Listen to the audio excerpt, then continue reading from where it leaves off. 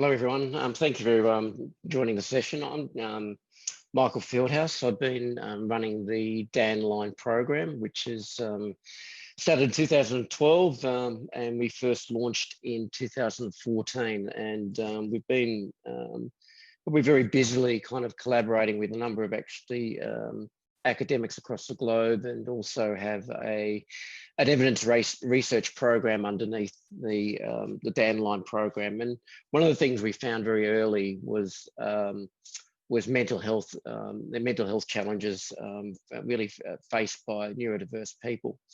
And that was really the number one factor for sustainable employment. So we spent quite a bit of time globally working through really trying to work and develop some assets. We've got a lot of kind of material around kind of mental health, but I wanted to kind of share some of the really an employer's view of really mental health.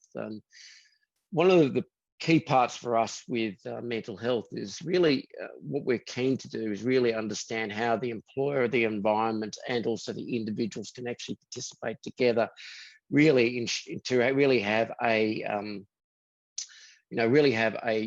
to increase the kind of I think the mental health kind of safety, and also increasing people's overall goodwill, everyone's goodwill in it.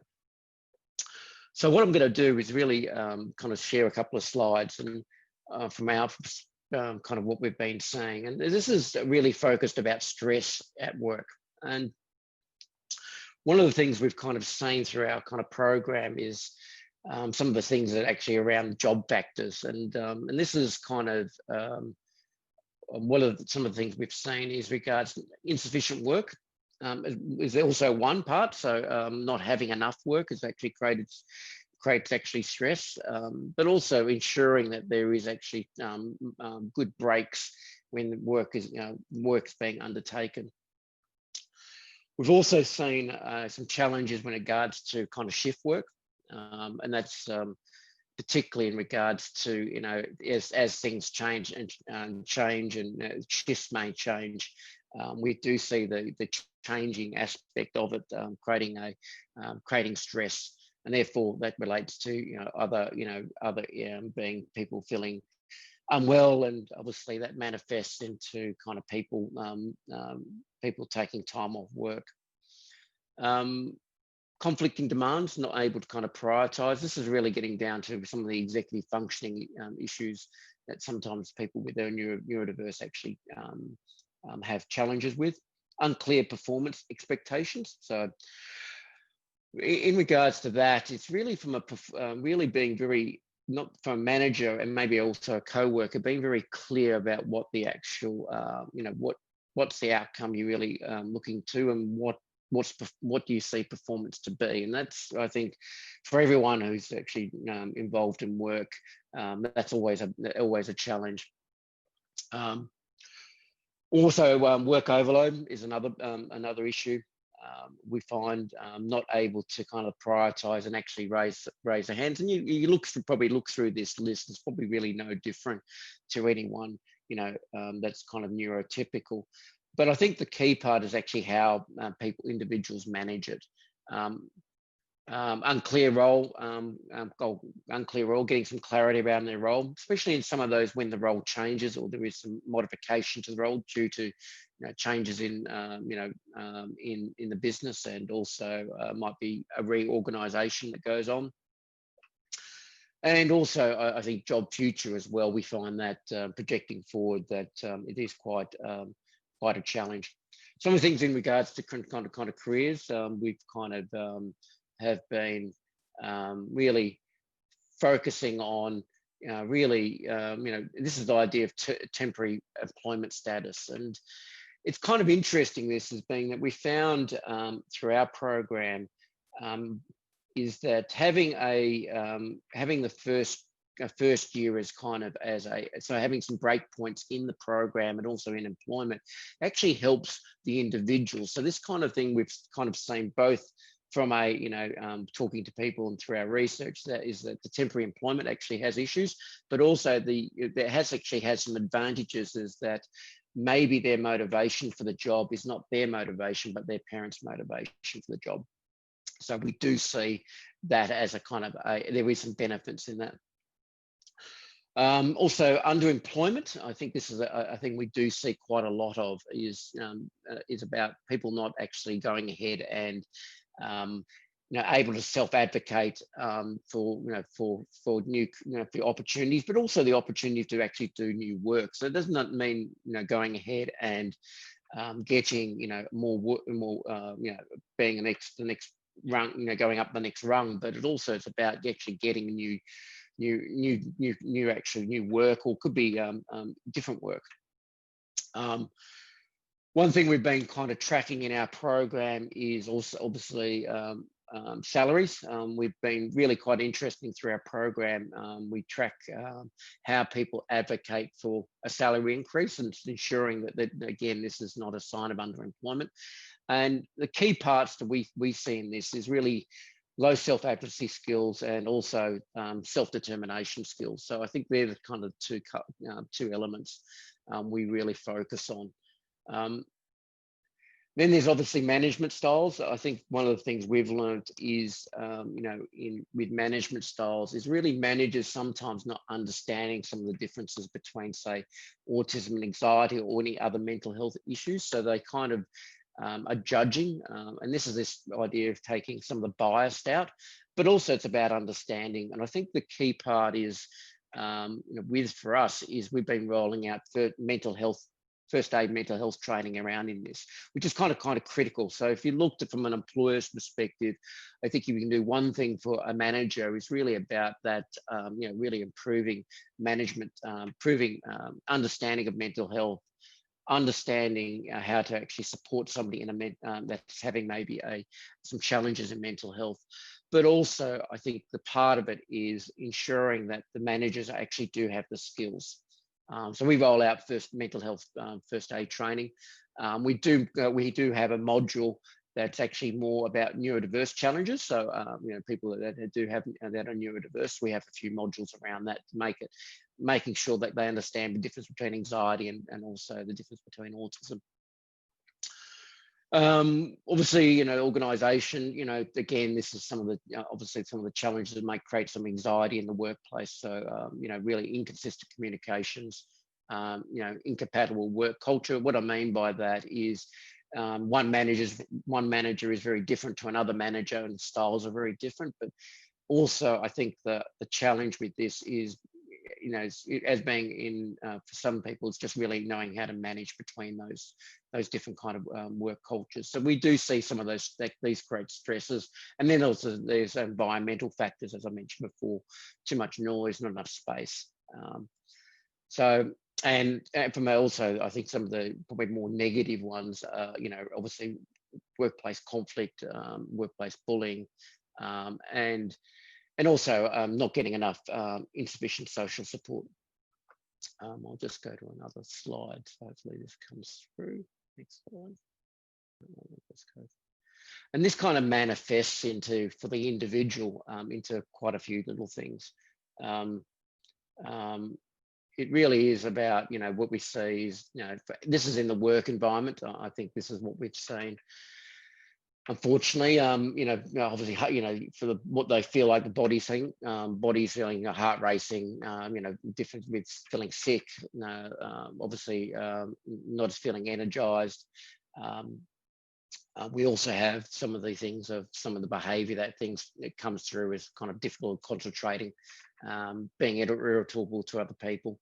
And all of this is kind of more, could be definitely related to other people as well. So we do see this. So I think some of the kind of more nuances for us is we do see elements such as having people having challenges with sleep disorders. So that's probably another big one for us in that, having irregular sleep patterns. So we've been very focused on with the individuals we have in our program is getting good behaviors before getting to sleep. That might be turning off devices, making sure they're not reading or having blue screens. So there's a whole bunch of things helping out with those elements. During the workplace, we've also rolled out an application called Life Sherpa, and that's helps with regards to it's a mobile app, and that's very much we've been using that to help with if dealing with stresses at work. So there's a couple of features we use heavily is which is a very simple traffic light system, which is all about it's red, amber, green, so how people are feeling today, and allows our coaches and our support workers to intervene if there are issues that are going on. We do, so we've been very big on those elements of what we do. The other parts we also have been focusing on is other behaviours in such as focusing on things such as it might be caffeine intakes. One thing is a lot of the individuals sometimes have been having way too much caffeine, like I think all of us sometimes have to. But that's been another focus of the program, kind of regulating caffeine and these monster cans of drink. It's quite interesting. A number of our individuals in our program actually developed a routine to regulate their intake of caffeine, because that was impacting sleep and therefore impacting work at the end as well. So that's been a couple of big pieces. And probably the other part we've kind of seen a little bit is, it's quite interesting through our research in the program. We've seen this lower levels of suicidal ideation, and that's really been driven by friendship. So friendship is a real critical element of, we found, obviously social inclusion, feeling like there's a friend, and we know that these things are good for everyone's mental health, but through our research and our program, that's a really key factor. So what we do with that is ensure that we have a good mental health framework in place to allow for friendships to be built, and that's a part of the program, especially in the first elements of it being in the recruitment. We try and do a boot camp approach. We also then focus on things such as ensuring that there's regular social activities, and it's particularly in COVID-19 we've been very big on that. That's been a real big challenge for us, is some of the stresses around COVID-19 and not having the social kind of interactions. So we've been very busy on having a virtual kind of cafe, making sure there's a Zoom session that's running constantly sometimes, allowing them to interact with each other in our teams, and also more regular check-ins to actually help with that. And also working through what the differences are between a work environment and also a home environment. There's been some stresses around that, which has been kind of thing. And probably the other thing that's kind of from an employer's perspective is we've been focused on is around the idea of trauma. We've seen this kind of manifest in the workplace, which we've had to manage. And what I mean by that is that the individuals might have had a traumatic event, or there actually has something that's occurred and they've had a bit of a lack of understanding of it, and that's obviously then amplifies in their head about this kind of the event, and it's actually catching that early before it really manifests into something too serious. So we've been capturing these, making sure we understand if there is an event that's occurred, how do we actually get on top of it very quickly? And that might be an interaction with somebody else. It could have been something outside of work. The interesting thing, we've dealt with a lot of things outside of work, and that then obviously manifests in the workplace. But that's another big thing we've been really focusing on, recognizing trauma. And that's something we do roll out in the program for our managers, and also for the individuals, understanding when they're actually having difficulty with an event, and that event then obviously gets amplified in their head.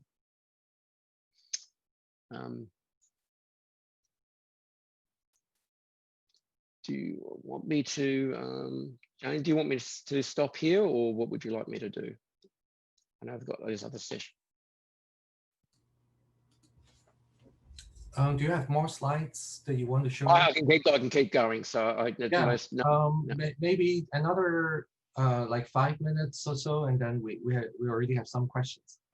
Okay, cool. Okay. Okay, probably the other couple of big things we've been focusing on is really about is really focused on interpersonal kind of relationships, and this is something that we've been kind of really been tracking for a little while. And I'm trying to say this is very much from an employer's perspective. So everything I'm trying to say is very much from an employer's perspective. Is, you know, we've been rolling out just what we call how to have positive relationships in the workplace with the same and opposite sex. And that's kind of, we found that there's a number of stresses come around with that, is that, you know, how do you actually interact with somebody? You might like somebody, what's the most appropriate way of doing it? And that's been a big driver to actually build up that education, because we've seen, you know, a couple of, more than a couple, but we've seen events that have actually spiraled out of control, really, with not really having enough knowledge about what's appropriate and what's inappropriate in the workplace. So that's kind of been definitely something we've been focused on. And a lot of it, what you probably hear me talking about, is really, it's about going ahead and ensuring that we have the right level of education for managers and co-workers.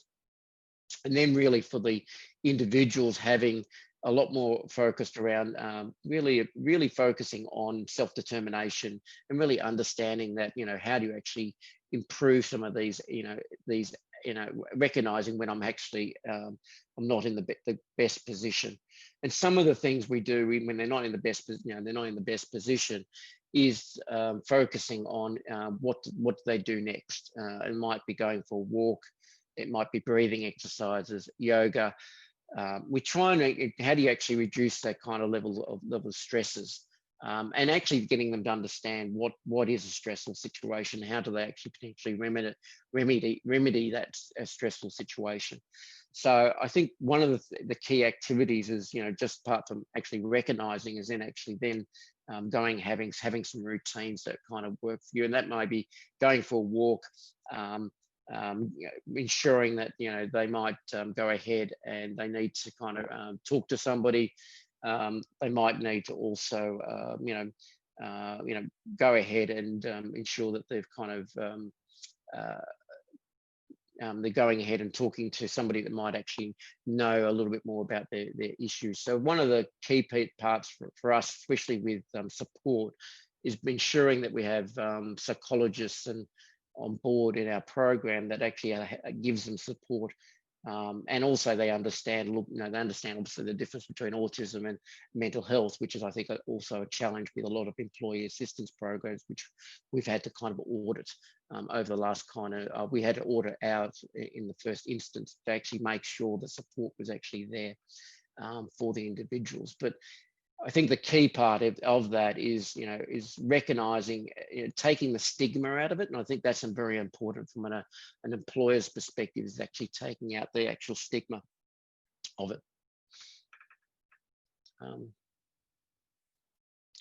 Lawrence, you want me to open for questions now? Sure. Yeah, thanks. Thanks, Michael. Would you like to maybe stop, share slide, and then audience will see you a little bit better. So the first question is, how do you see the training of employers, occupational health providers to understand neurodiversity? I am an employee with ASD and dyslexia. I was referred to mental health providers and severe learning disability support with no understanding of specific learning differences or ASD. Yeah, I think it's very important for employers to, I think, to number one, recognize, you know, this is a challenge, and I think by providing broad training for obviously the general workplace, but I think then it's going into a little bit more detail or nuance in regards to you know, some of these other areas, such as people that are neurodiverse. So I think that's just important to ensure that they do have some training on board. And I think, as I said before, managers are key, and co-workers are key of understanding it. And I think that also, you know, the ability to self-advocate without fear of repercussion, I think is important as well. Mm-hmm. So the next question is asking about, since clear that the research was predicated on helping mentally ill individuals acclimate to standard environments and evaluates them by their employer's typical standards. This assumes that at least mentally ill workers are at deficit, and maybe some are while they are crammed into typical systems. You just referred to autism as a mental illness and talked about eliminating bias. Autism is a neurodiverse perspective, and many people who have it are incredibly high functioning. Yeah, Yes, okay. So yeah, I think the key part is not, we're not saying that autism are mentally ill, but we do recognise that there is a high percentage of mental illness within neurodiversity, and I think that's just in general. With we talk about 1 in 5 people generally have mental health issues. I think the key part is ensuring that we have the appropriate level of supports, and those supports are more nuanced to not just having been general. As we know, women's mental health is very different from men's mental health. And I think that the key part is ensuring that we have those nuances in doing it. And what we've learned is that some of our mental health supports are don't have the same kind of level of depth or perspective for people that are neurodiverse. And I think that for every, I think for all of us, I think for corporations, we need to get better at providing a very targeted kind of mental health approach to ensure that everyone gets the appropriate level of mental health. And we know, for example, mental health is very different even in age brackets. If you go from somebody who's an adolescent to somebody who's actually going into menopause or premenopause, all very, very different. Next question. So as synesthetes and other people who see things differently, this research seems that it is not for neurotypical. Obviously, they will not work well to adapt their system to a typical system. Some of their systems are superior. HSAM synesthetes don't forget dates and can access their memories in very useful way.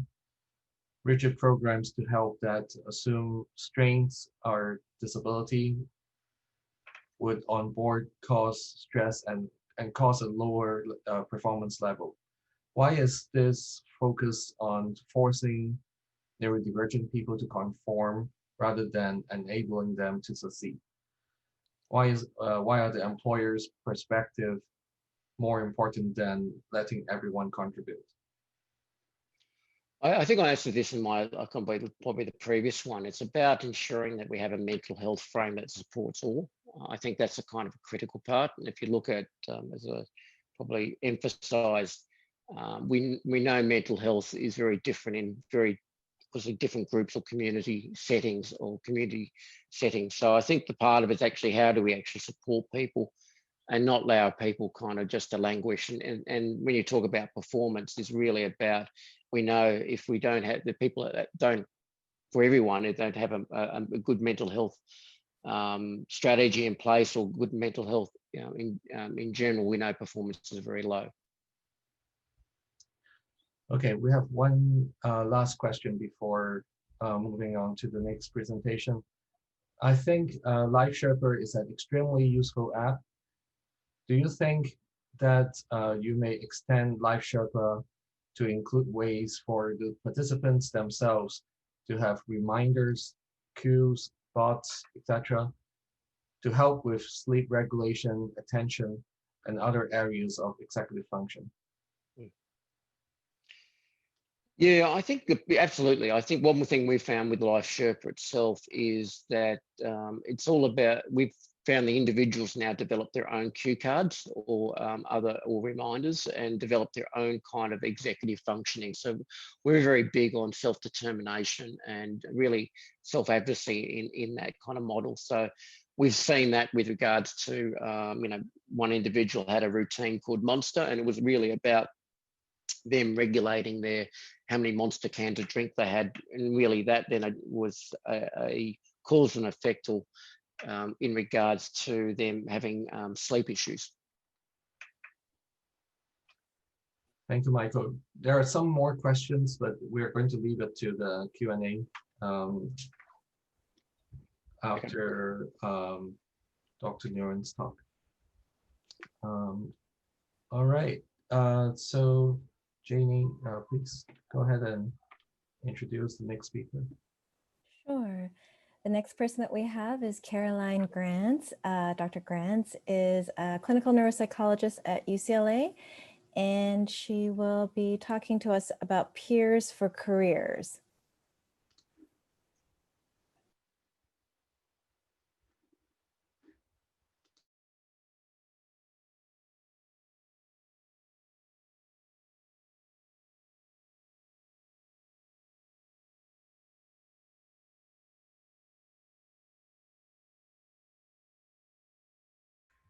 Maybe I'll unmute myself first. Hi, everyone. It's great to be here. So thanks for having me. I'm going to be talking about some UCLA programs that we are developing to support autistic adults in transitioning from high school through whatever post-secondary education or supports that they need into careers. I always forget on Zoom how to make it go forward. There we go. So I really don't want to spend a lot of time on the statistics in terms of employment outcomes, but it is the data that we have indicates that there is a challenge in supporting effective employment or in autistic adults, even who may have really lovely skills and be very, very qualified in accessing and sustaining employment. And so we know we talk sometimes about the resource cliff in terms of after the age of 21, it can be incredibly difficult to maintain the services that have helped individuals be successful in the school environment and kind of navigate into the educational and career environment after high school. And we also know that there's been a real deficit in research funding to support adults with autism in really kind of understanding how they can, you know, be the kind of employees and engaged as they want to in adulthood. And so our program is really designed to help support that transition and help young adults kind of self-determine where they want to be with some skills that might really help them get there. So we call our program the College to Career Program, and it is multifaceted. There's 3 domains that I will talk about.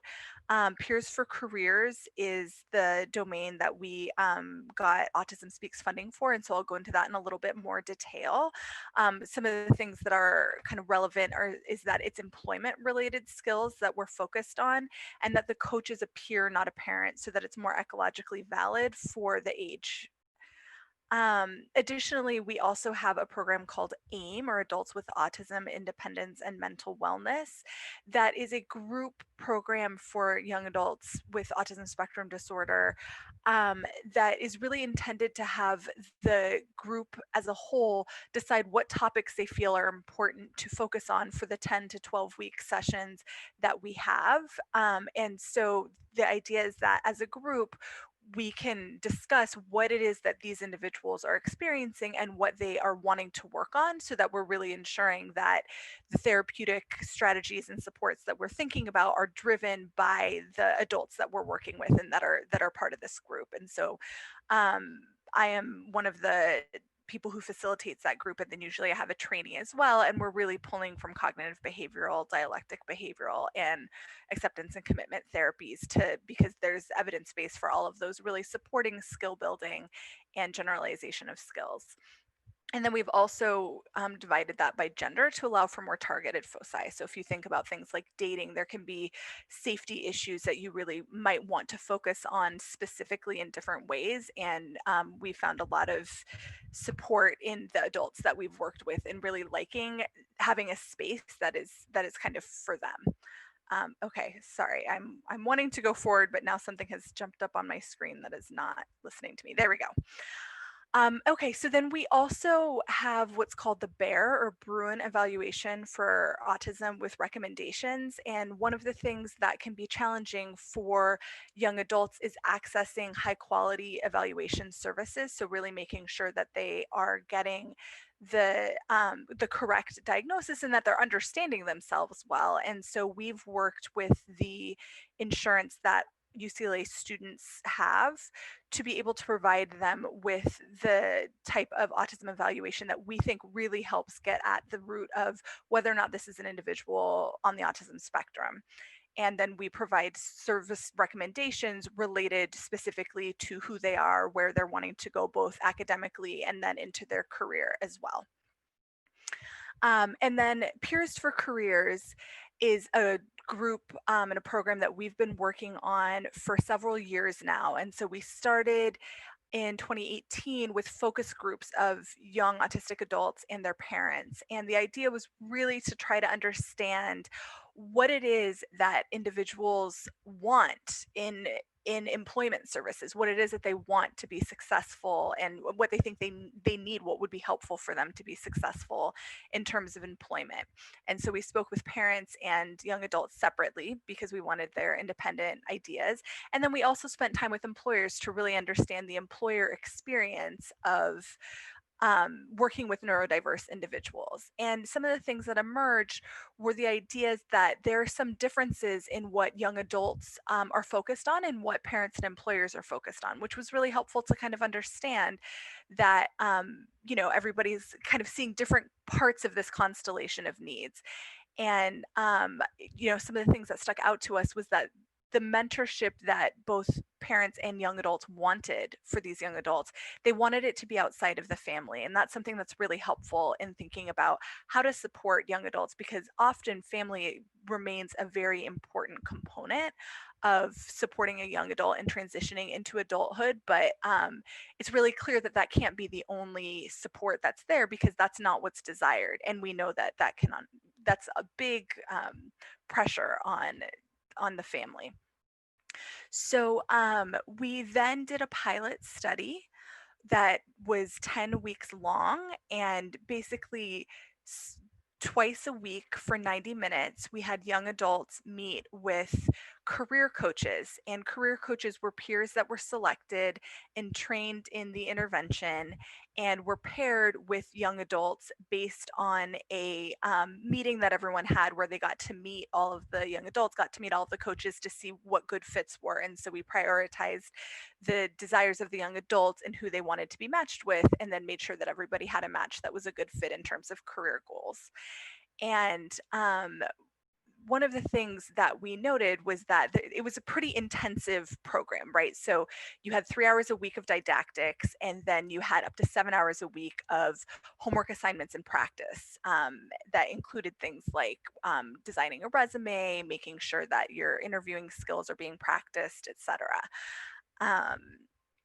And some of the pilot data that we found is that the young adults really were feeling after that treatment that they had more kind of knowledge and skills to pursue employment effectively. And also more of them were employed, which was really exciting. We actually had several that became employed during the program, as well as several after the program ended, which was very exciting.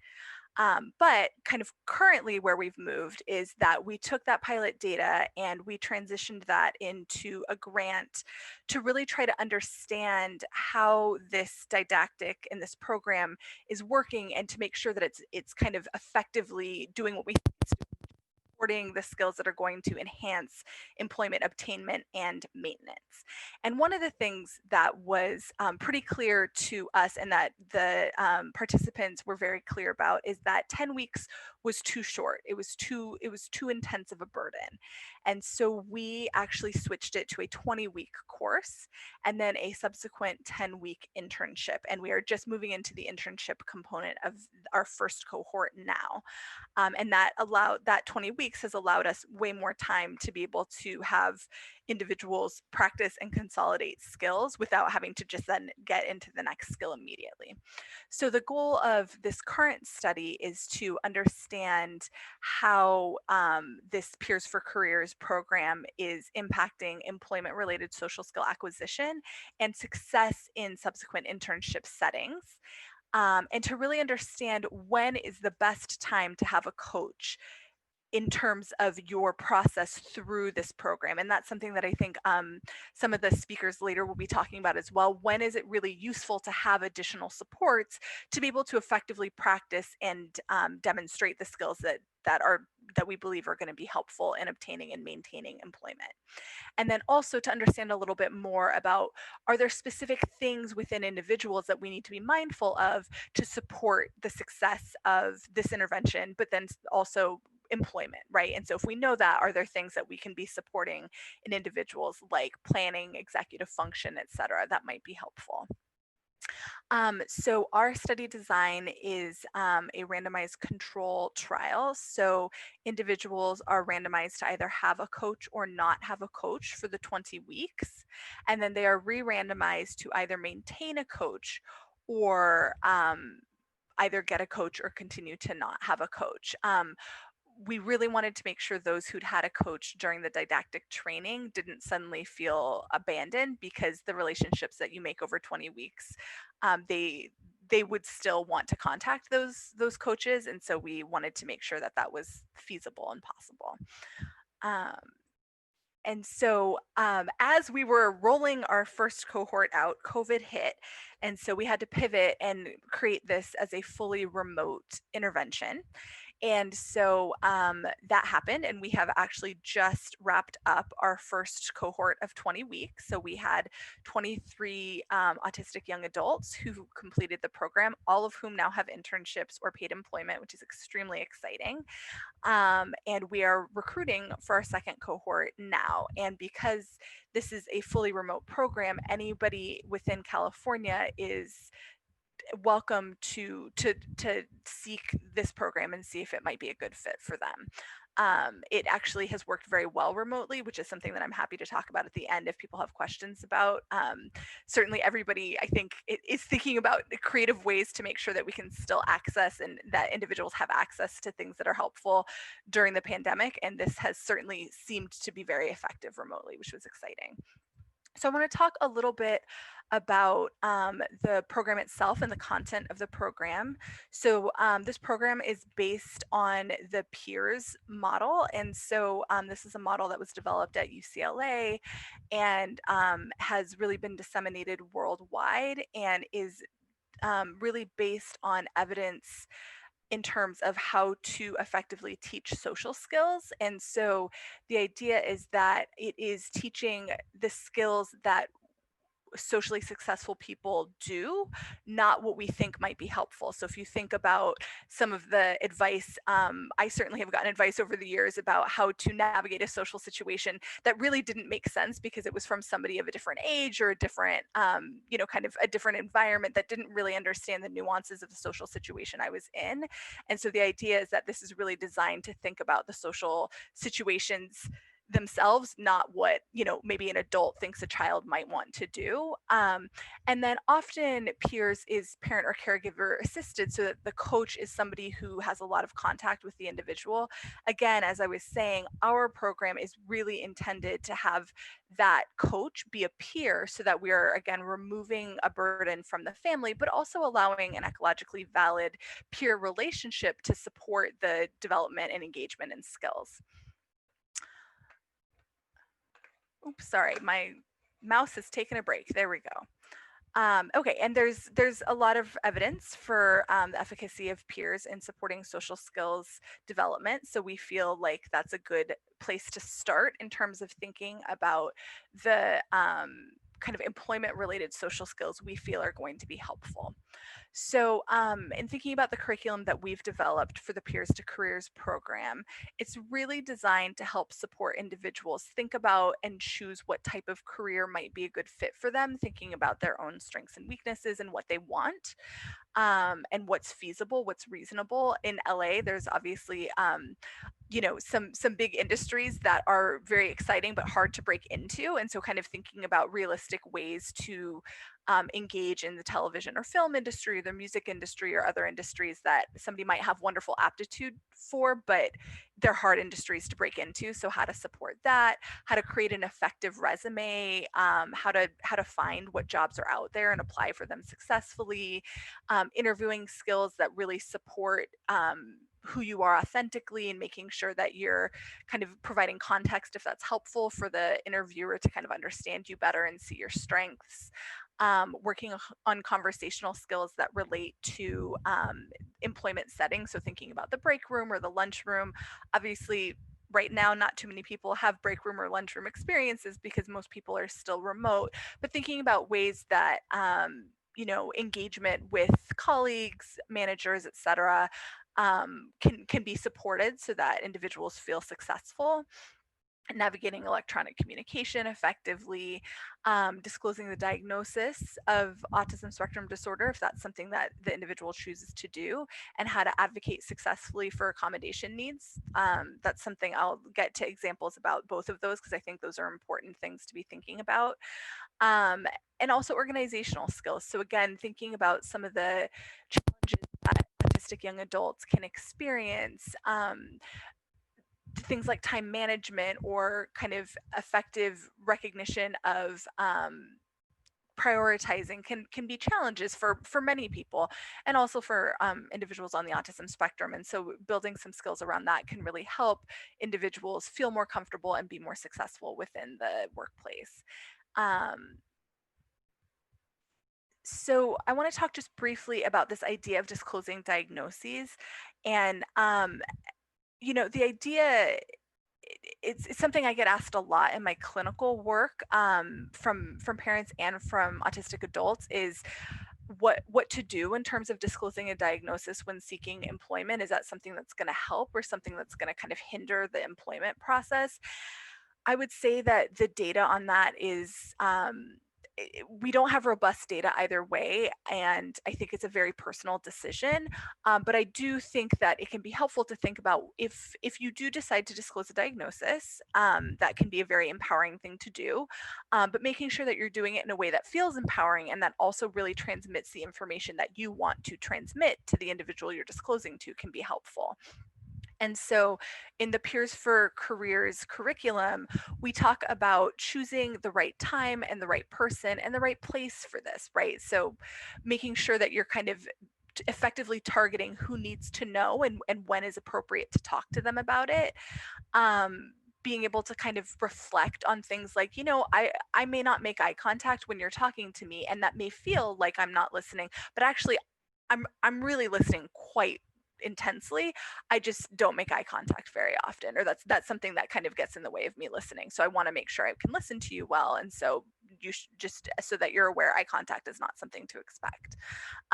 So acknowledging that you may experience me a little bit differently than some other people, and let me contextualize why that is. And then I also think that really recognizing that neurodiversity comes with an enormous amount of strength, and that there are many things that individuals on the autism spectrum can do very, very well in terms of being incredibly successful long-term employees. And so really making sure that you're advocating for what you're bringing to the table in terms of the employment skills that you have, the interpersonal skills that you may have, or ways of, kind of navigating the environment of that specific job that are really important for that job, and that really show that you are actually an incredible candidate for that position. And I think that's something that can be really important to make sure that that we're helping individual autistic adults build that sense of self-advocacy and strength, that they're bringing incredible strengths to the table, and employers need to be aware of those strengths. And then I think making sure that you're, kind of able to answer questions, but also that you're clear that your diagnosis is not something that, like, you're just one person and this is your experience and these are the needs that you have, and that's kind of how you want to be discussing that. And then I think, similarly to thinking about accommodation needs, there are reasonable accommodations that are very appropriate for individuals within the workplace. And I think one of the things that can happen is that if you are not aware that that's the case, you may not be asking for very reasonable supports that would allow you to very effectively demonstrate wonderful skills and be an incredible asset to employment opportunities. And so one of our goals is to really make sure that we are supporting young adults and feeling comfortable and recognizing their right to have the accommodations that they need. And so again, this kind of walks through the steps that we think about in terms of how to support young adults in feeling really comfortable requesting reasonable accommodations and knowing the language that reasonable accommodations are actually a legally supported thing that you can obtain. And so thinking through people with ideas that might be helpful in terms of the accommodations that you think would support you in the workplace, but also being open to what others might think might be helpful if you're struggling with something and you're not quite sure what might be a good support for it. Or a good accommodation. And so again, this is really intended to help the individual feel comfortable self-advocating for what they need in the workplace, which is expected to support effective job maintenance. That's something that clinically I often see individuals who can obtain employment but struggle to maintain it because they are there are certain needs that are not being met within the employment environment that if they were met, they actually probably could be very successful long-term employees. And we want to change those initial statistics in a positive direction. This is a way to support that. So just kind of wrapping up the Peers for Careers program that we're in the process of now recruiting for the second cohort of. There's an evidence-based framework that we're working from. We're not teaching job skills, we're teaching the skills around kind of the social aspects of employment to support individuals feeling comfortable going out to obtain and maintain employment. And we're really hoping to empower young adults to feel comfortable self-advocating by kind of working with them on effective strategies for navigating the workplace related experiences that may come up, including conflict, including needs for accommodations, etc. All 23 of our participants in our first cohort have found employment or internship opportunities. We're extremely excited about that since obviously in the middle of a global pandemic, the economy has not been kind. And so employment is difficult to find, and having everybody find some type of opportunity has been really, really exciting. And we are enrolling for our upcoming cohort. Again, you can live anywhere in California. I will have information at the end should that be something that you're interested in. So just kind of wrapping up generally, the current statistics that we have are hard. It's hard to see such low employment rates for autistic adults. But I do think that things are changing. And I think one of the exciting things and why we're all here is to help turn that tide really dramatically. And I think that that's happening. So my goal and my hope is that in 5 years, this talk won't start with those same statistics and that we're going to have much more exciting statistics to talk about once we're able to shift the workplace to be more open and accepting and flexible for neurodiverse employees, but also making sure that neurodiverse employees have some skills and supports to effectively navigate the employment environment. So we really want to make sure that self-advocacy is an enormous component of supporting individuals who are seeking employment, and also that we're building neurodiverse awareness within the workplace. So I want to acknowledge some of our collaborators. This is the contact information about the Peers for Careers program if you guys are interested, and I will stop there.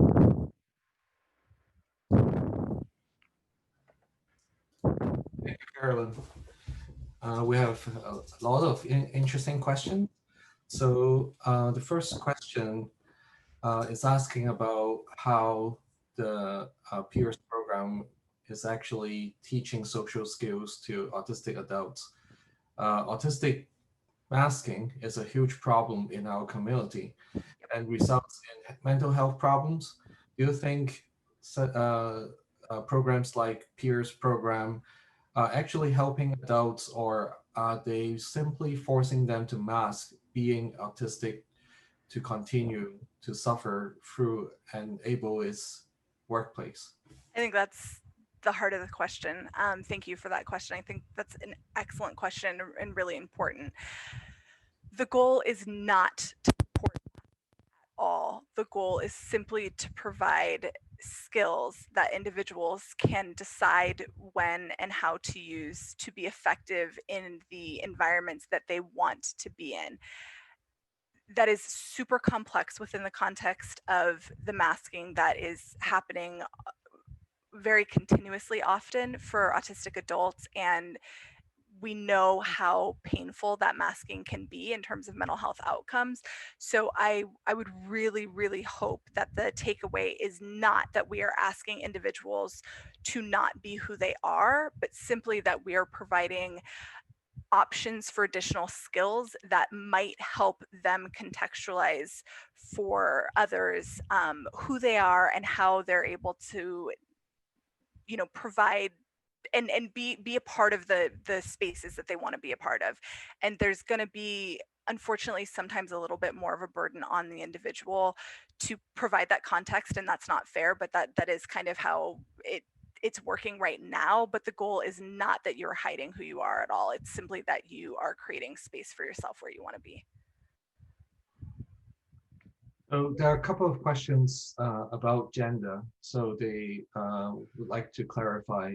It seems like what you're showing has defined male and female.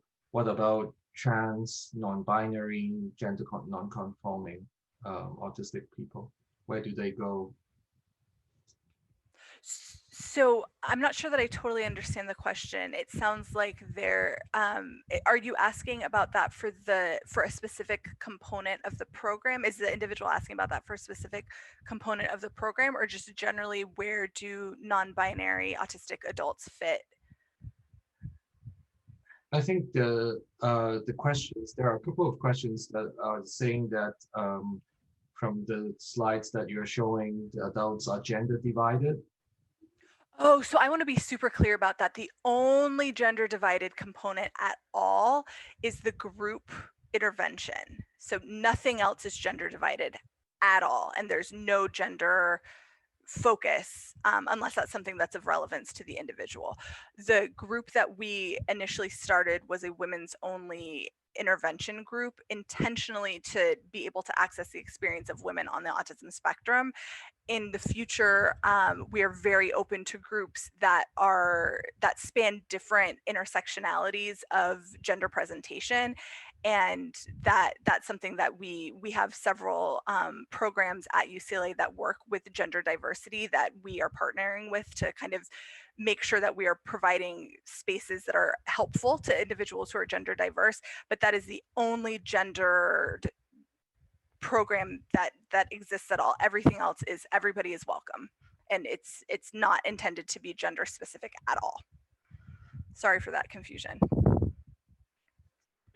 So the next question, I think, is basically asking about the communication support that Peers for Careers is providing. This attendee is asking, are you expecting the burden of communication to fall on the autistic person only? That's an amazing question. So no, absolutely not. And some other work that I'm not presenting today, we are starting to really work on how do we create an environment within the workplace where communication is a burden that, first of all, hopefully doesn't feel like a burden, but is an expectation that is shared by every single person within an employment setting, such that there's no kind of differential burden on the neurodiverse individual, and that there's very clear, concrete plans for communication that everybody is aware of and that everybody complies by, so that everybody is on the same page and everybody feels responsible for communication being effective.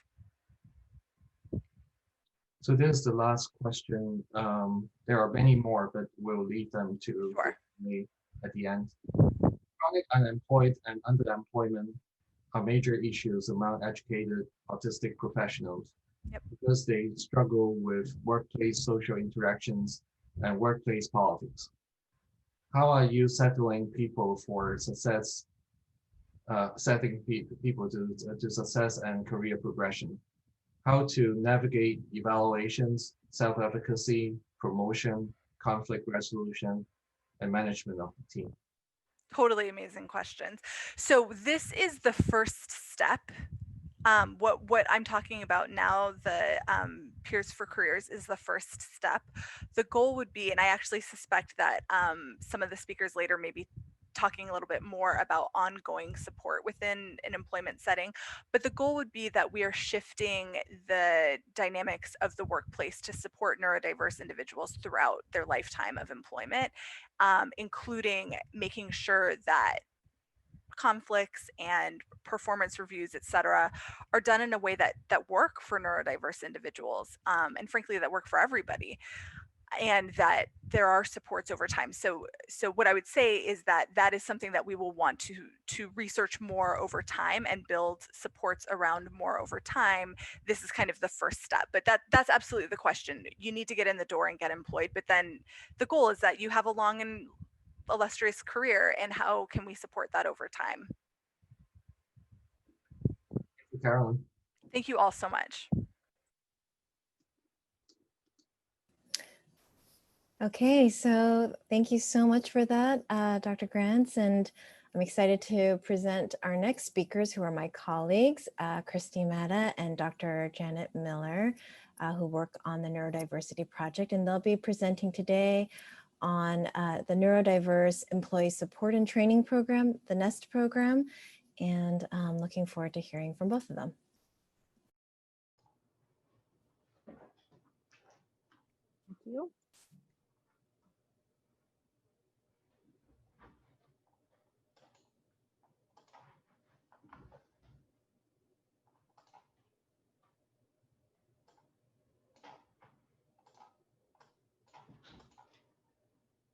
Okay, can you hear me? Hopefully.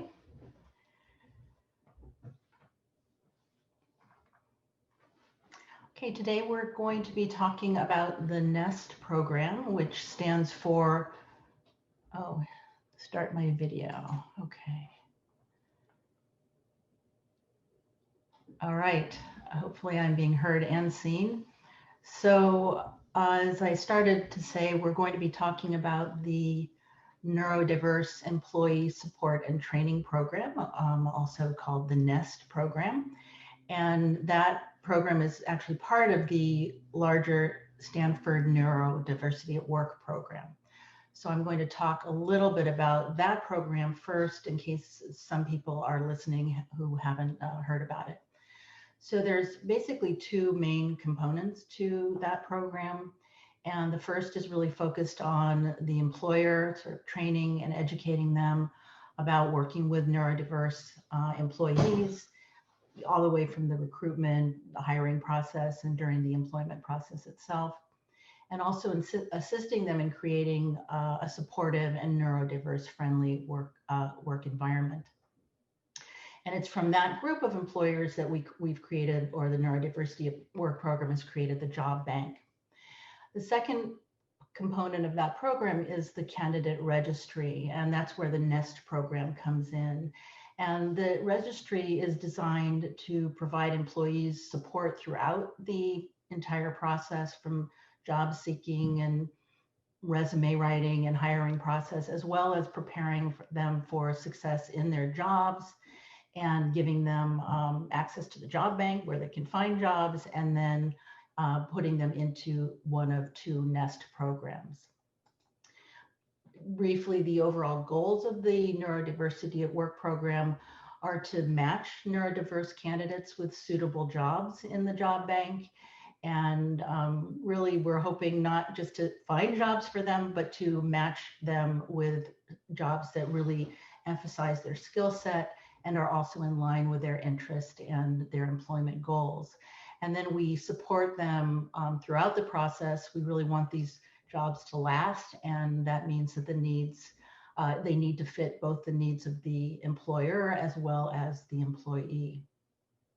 Some of the objectives include cultivating a strength-based model of neurodiversity, empowering employers with the skills and the knowledge needed to work with neurodiverse individuals, and creating really an appropriate work environment.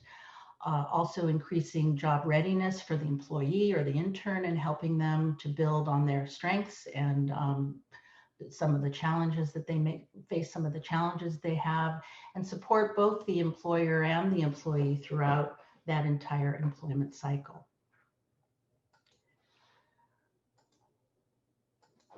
So one of the ways that we're doing this is through what we call the support circle model, and that's where we're helping both employees and employers create a support system that really can help the employee succeed in the workplace and even in their personal life as well.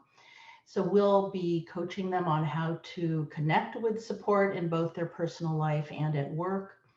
The personal support circle includes things like, family, friends, possibly a therapist, even groups or organizations that can serve to support that individual in the workplace ultimately. And then at work, we have another group of support circles, both in the job itself, a manager, a coworker, HR representative, and possibly even a job coach or other job-related support. And so you'll notice that the Nest coach is not directly working with members of either support circle, but rather they're helping the employee to develop these supports and to utilize them in the most effective and helpful way possible.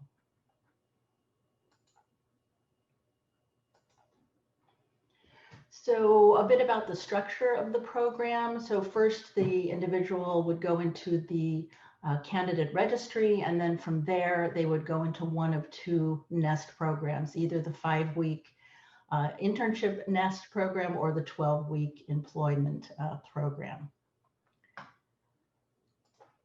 And that would happen, they would enter either of those programs once they were actually starting the job or the internship. The model really starts with this strength-based model that I mentioned earlier that's part of the Neurodiversity at Work program. And we're really trying to cultivate the unique strengths of the individual, helping them to overcome any employment challenges, increase their skills and work experience and other qualifications. The structure is basically that we have a weekly meeting with the individual, the Nest coach and the individual once they've started, and then it would go for either the 5 or the 12 weeks that I mentioned earlier. Now I'm going to turn things over for part of the talk to Christy to talk more about the process of developing the program and some of the principles and values that underlie it. Okay, thank you, Janet. So it's helpful to understand the program, to understand a little bit about how we developed the program. So we started by talking with people with the aim to understand their individual experiences with employment. And we spoke to people who are on the autism spectrum. We spoke to caregivers and parents. We spoke to experts in the field and those with clinical experience. And from our discussions, it was clear that each person who is seeking employment and is neurodiverse is an individual with individual experiences and strengths and challenges. However, we did find some common pain points, and we learned about challenges in the new jobs. So some of the things that were often mentioned to us related to challenges were that neurodiverse individuals often mention difficulties with approaching coworkers. We heard that they struggled with asking questions, worrying either that they were asking too many questions or didn't know who to ask for help from. Many expressed struggling with overwhelm during a new job. Change frequently contributed to that overwhelm. And they often talk about a lot of change that happened in the early stages of a job, maybe changing goals, maybe meeting locations changing, priorities changing, and that could create anxiety and stress. Knowing protocols and norms and mastering those basic work protocols added to the cognitive load that many neurodiverse employees talked with us about and felt they had to contend with during early employment. And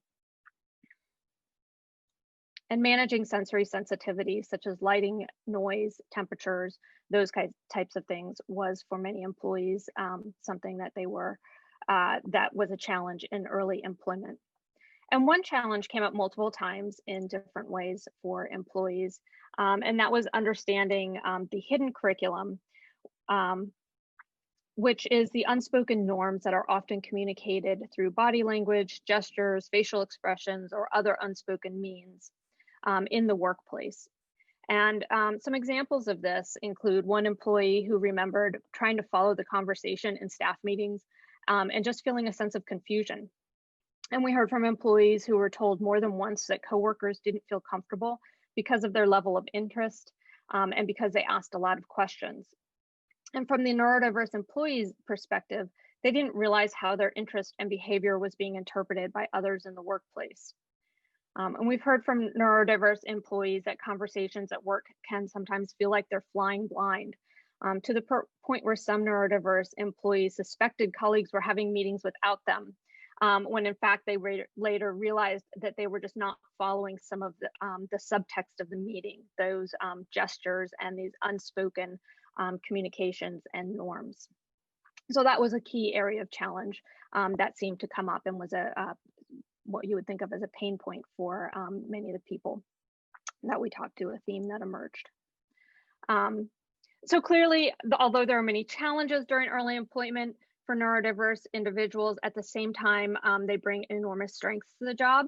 And we asked them about some of the strengths that they felt like they were really bringing to the work environment. And some of the ones that we heard about were an ability to follow directions, a sense of humor, analytic processing, concrete thinking, visual processing, thinking in pictures, a consistency to work, attention to detail, a hardworking attitude, a diligence, responsibility, a commitment, an incredible integrity and work ethic, and a credibility. And of course, the strengths, as with challenges, are incredibly individual, and these were just some that were shared with us when we were asking people about their strengths. And as with anyone, many of the neurodiverse individuals connected overcoming challenges to strengths that they had developed. And one of the example of that was developing observational skills. And to cope with challenges, a number of neurodiverse individuals described developing observational skills as one of their strengths. And again, another example of this is one individual described bouncing around in her career. And while she felt forced to change jobs, she also found that because she had switched jobs so often, she learned to observe other people. And what she learned during early stages of employment was to imitate other people until she formed similar work habits. And she recognized that each work culture had its own written rules, and she would be able to follow the unwritten rules once she had learned them. But another thing that she observed and learned over time in multiple experiences was that having somebody there in the work environment who was supportive was really key. And an example would be a supportive manager who maybe could give some tips on some of the social interaction in the work environment, such as that you might be expected to bring a gift to a holiday party, which would make a big difference in her feeling comfortable and able to fit in. Which leads us to sort of what are some of those important experiences for new employees to have that might really impact their getting comfortable in a job, reduce sense of overwhelm, and support them in early employment. And feeling heard was a key thing that came up repeatedly in situations where employees felt heard it seemed to make a big difference, especially early on. And people overall and their relationships with people were key. So mentorship was often important as an early experience. Having someone to joke around with, being able to have a little fun at work made a big difference. Having some time to have a more gradual orientation. So learning things a little bit one at a time rather than feeling overwhelmed with everything that often occurs during new employment. Having work that matched their ability and interests, so doing interesting things, being able to explore something new that was interesting. And relationships with coworkers and supervisors were really key. So feeling supported by the team, having one-on-one meetings with supervisors and teammates, and support for someone who actually asked about their strengths and weaknesses, or some of the things that people identified as experiences that would make a difference in their employment, and especially in early employment. So from the interviews and discussions that we had, as well as from experts in the field and from those with clinical experience, we identified 4 key content areas for skill development for new employees. And these included managing sensory differences, integrating into the work environment socially, which includes understanding the hidden curriculum, work performance and organizational tasks. So often managing schedules, setting priorities could be extremely stressful or overwhelming.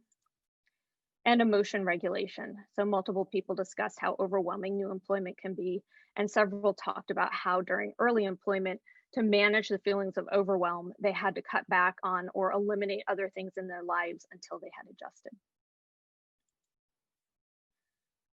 And so while offering support and skill development in the 4 core areas is important, through our connection with people, we realized that the success of the intervention was not simply what we were teaching and the skills that we were teaching, but also how we interacted with the employees and the underlying values and strategies that we brought to the process. So we started by considering the core content, how the core content is delivered, and adopted a universal design for learning model, which draws from a variety of research, including the fields of neuroscience, the learning sciences, and cognitive psychology, to inform the design of interventions to be open and applicable to all learners. So in the program, the core content is incorporated into discussions, the activities we practice together during sessions, and the action steps identified at the end of each session. So for example, at the end of each session, the coach will review the past week, and as they talk about it with the employee, they'll explore gaps between what the employee knows or is able to do and what they need to do and where their goals are. And what the coach and the employee are looking to do in that process is to really identify just right challenges, sort of those things that will help them to grow in their ability to manage new employment or their skill with new employment, but aren't overwhelming and discouraging. And that's one of the principles of universal design, is sort of finding things that are just right challenges that are not completely overwhelming and discouraging. Another key value and what strategies are built around is the idea of self-advocacy. So the model engages the employee in developing and strengthening the ability to articulate their needs and to make informed decisions, which includes making decisions about the support they feel like they need to meet those needs. The skills would include, and it built within the model will include, asking for support in a timely manner. So when you need it, before things get sort of spiraling into a crisis. And then being able to ask for support in different emotional states. So sometimes we're good at asking for support when we're very calm, or when we're not having too much trouble, but when we start getting frustrated or we start feeling despondent about something, it can be harder. So making sure that they can ask for the support they need, even when they're already starting to struggle. And the other thing, as Janet had mentioned, is that when she talked about the support circle model, is the idea of engaging with supports in the system. So part of the model and part of the values and the strategies that we're working on is building an ecosystem of support. So while it's important for the employee to understand and communicate their own needs and build independence with self-advocacy, it's equally important to develop and strengthen supportive relationships at work and in their personal life that are going to help them achieve their work goals. And all employees, and I think anybody, whether you're neurodiverse or neurodivergent or neurotypical, knows that you rely on your colleagues to do your job and to progress in your career. And for many neurodiverse employees, in particular, they benefit from support in the work environment because they may have, some of them may have challenges in particular areas where input and support from people in the around them can be really beneficial, such as reading social cues or identifying priorities. And then another key value and strategy built into the core curriculum is the idea of problem solving and strategies around problem solving. And problem solving and adjusting are really key to self-advocacy, to maintaining self-regulation, not getting overly frustrated or stuck, and to achieving goals. And so for those reasons, problem solving strategies are woven throughout the program. And it's through the problem solving that the coach and employee sort of strengthen the decisions that the employee is able to make their ability to kind of evaluate what they need and their adjustment because as the work environment changes, because that's really a reality in work environments, is that there's sort of constant change. And so there's constant need for adjustment. And then, as mentioned by Janet earlier, the program has grown out of a strength-based approach. So the curriculum is not designed to simply address challenges, but as a central tenet to build on strengths with the aim of increasing both, their short-term adjustment and happiness within the job, as well as longer-term life satisfaction and hopefully career satisfaction as well, as they're able to move, continue in their career and move within their career. So now that I've provided a sense of where the program came from, I'm just going to briefly talk about the 4 content areas a little bit more. And then Janet's going to talk about the structure of the program, which includes a meeting structure and a weekly action plans, and then planning for Beyond the Nest program, as it is a time-limited program. So as a reminder, the 4 content areas are integrating socially and the hidden curriculum, work performance and organizational tasks, sensory differences, and emotion regulation. And so integrating socially in the hidden curriculum is, this curriculum is primarily designed to help employees understand the nuances of communication and learn skills to ask for what they need. It focuses on how to build and strengthen relationships, how to make choices about when to adapt to the social environments. So at times they may want to choose to act and adapt socially, and then when to assess when to self-advocate for others to understand their unique communication and social interaction style. And it's really about making, the focus of this is really about making choices around when they want to adapt versus when to self-advocate for others to kind of understand how they're communicating. And then in terms of work performance and organizational skills, this can be a really key area for skill development, particularly early in a job. And often employees have expressed difficulties with managing time, or so there would be a focus on setting up routines or a time block setting, potentially using visual schedules or tools such as apps, calendars, or timers to provide structure, in addition, managing emotion during times of change at work. And every person's sensory experience is different. Managing sensory differences can make a really significant impact on feelings of overwhelm and the ability to focus and concentrate. And a few examples of some of the environmental changes employees might make include things like wearing headphones to block out noise, covering flickering and fluorescent lighting, or changing desk locations to reduce distractions. And this module is really focused on understanding their own individual sensory differences and what kind of either accommodations can be made in the environment, or what are some strategies they could use that might help them to manage those sensory differences or sensory sensitivities that they may have. And then the final module is on emotion regulation, and this is really understanding their individual experience of emotion and stress and enhancing their ability to articulate their needs and choose strategies that will work for them. And with that, I'm going to turn it over to Janet.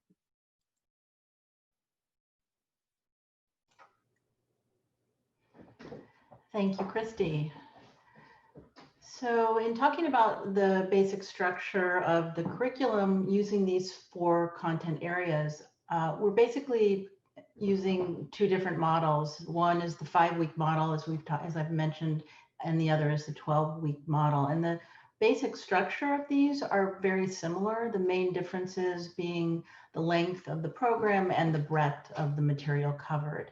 So in the employment program, we cover all 4 of these core content areas, although you probably can't see the detail in those different squares, but if you could, you'd notice that it varies how many weeks we might focus on one particular topic. And that's because we really want to tie the program to the employee's needs and what skills and challenges they have. So we may cover one, emotion regulation for 2 or 3 weeks, and maybe sensory interest for just 1, depending on what the employee needs. In the internship program, since we only have 5 weeks, what we're doing is selecting one main priority target area and covering that area throughout the 5 weeks of the program. I want to mention that in reality, these 4 content areas really overlap and often impact one another. So, for example, if somebody has difficulty with time management and setting priorities, which is maybe more focused on in the organizational section, that can, of course, exacerbate their stress, and which we would talk about in emotion regulation, and it also may lead to tension with colleagues and difficulties in interpersonal interactions. So even though there may be this one primary area that we're focusing on, for example, in the 5-week program, when you start to address something like organizational tasks, that can have a ripple effect and lower one's stress, and which in turn may improve interpersonal interactions and so on. So even though the 12-week program is more comprehensive, the 5-week one can still provide some significant support for the individual. So in setting the stage during the first meeting, it's an important meeting because it really defines the expectations about how the nest coach and the neurodiverse employee will interact.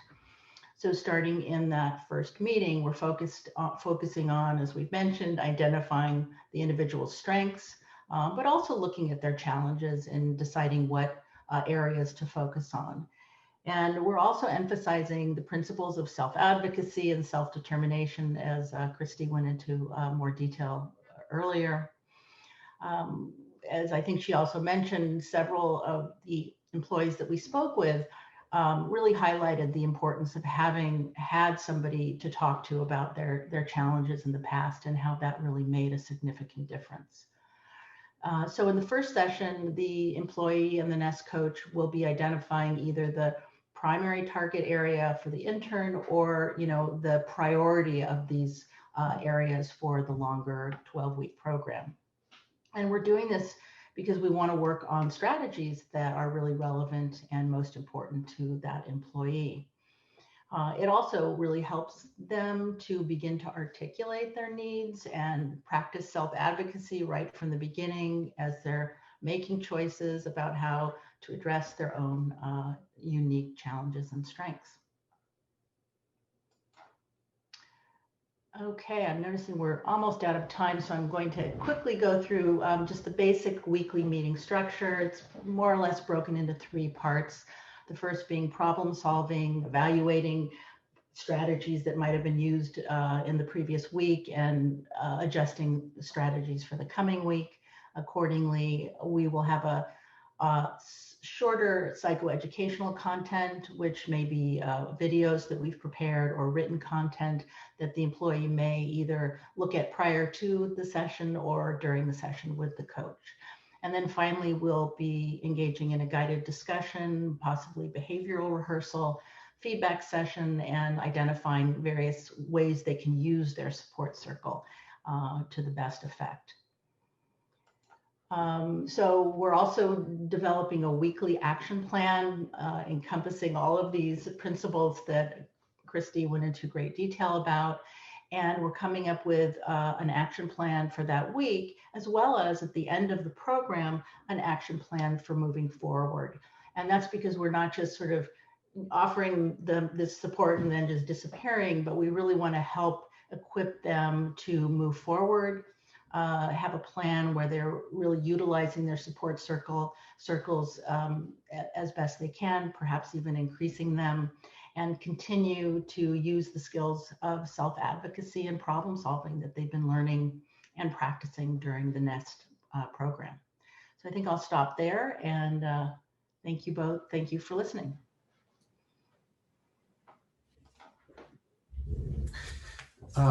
So we'll leave the questions to the Q&A session for this particular presentation. We have about 15 minutes of break at the moment. We'll come back at 2:45.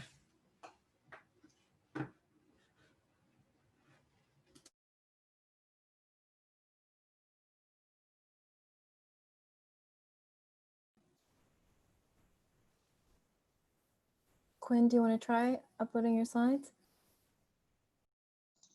Sure, let me do that.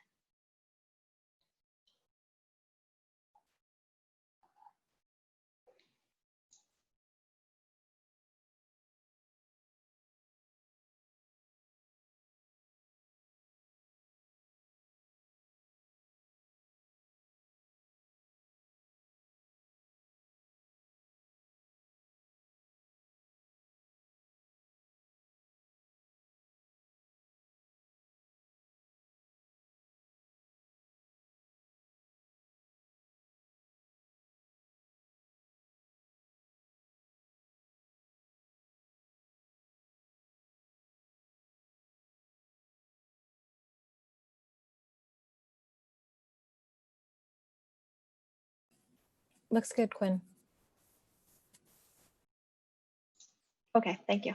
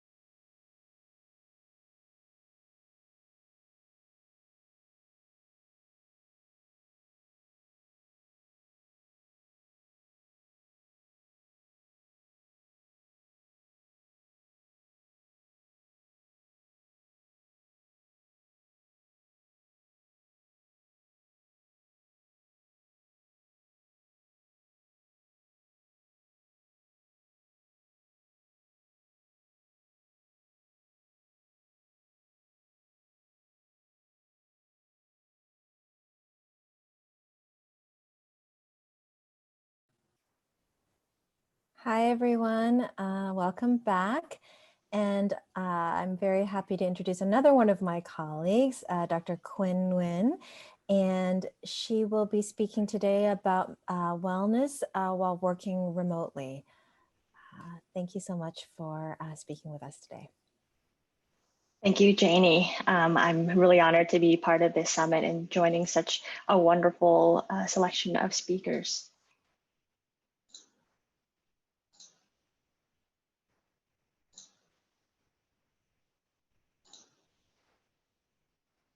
Does that look okay, Janie? All right. Looks great. Thank you. So again, I'm Quinn Nguyen. I'm a psychiatrist here at Stanford. And today I want to briefly cover how autistic adults have been affected by COVID-19. Many of those who were able to continue working had to quickly pivot to remote work. And there are pros and cons of working remotely and some strategies we can try to make it better. And also now more than ever, we need to take care of ourselves to mitigate burnout and Zoom fatigue. So even before the pandemic started, autistic individuals were more likely to struggle with mental health issues such as anxiety and depression compared to non-ASD controls. So in this study, using information from Kaiser Permanente of Northern California, which is a large healthcare organization, Lisa Crowan looked at diagnoses of over 15,000 adults without autism and about 1,500 adults with autism. And ASD adults had significantly increased rates of depression, anxiety, bipolar disorder, obsessive compulsive disorder, schizophrenia, and suicide attempts. You can see highlighted that anxiety disorder and depression were over 25% in the adults with ASD compared to the controls. And additionally, the study also looked at medical diagnoses and noted that things like epilepsy, gastrointestinal disorders, immune disorders, sleep and cardiovascular disorders were also more prevalent in the autistic population. And so with COVID-19, this has led to changes in structure and routines, lapses in services and therapies. It's also made it harder for people to access their usual social supports. And so these challenges may have disproportionately affected autistic individuals who had these underlying health needs. So Spark, which is part of the Simons Foundation, sent out a survey to over 3,000 autistic people in the United States, and results were collected between March 30th and April 10th.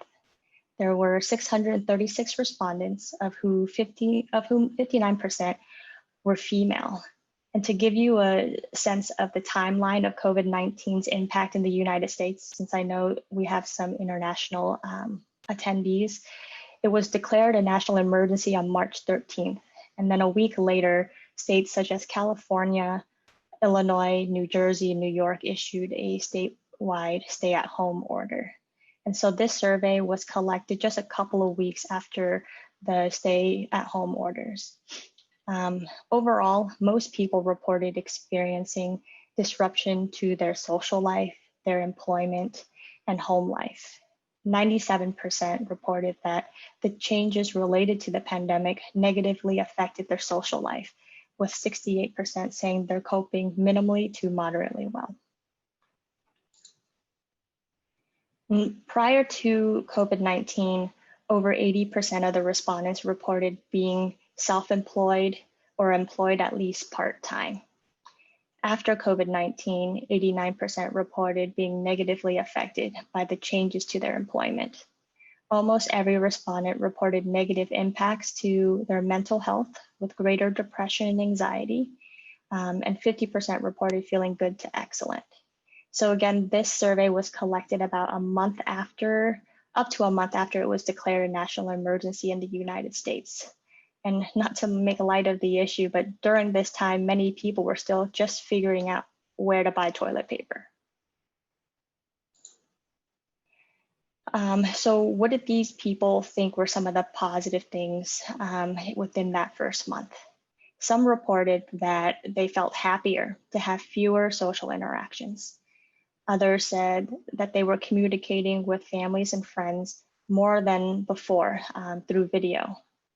Almost 2/3 of the respondents reported receiving services or therapies remotely through telehealth and being able to check in with providers via email or phone.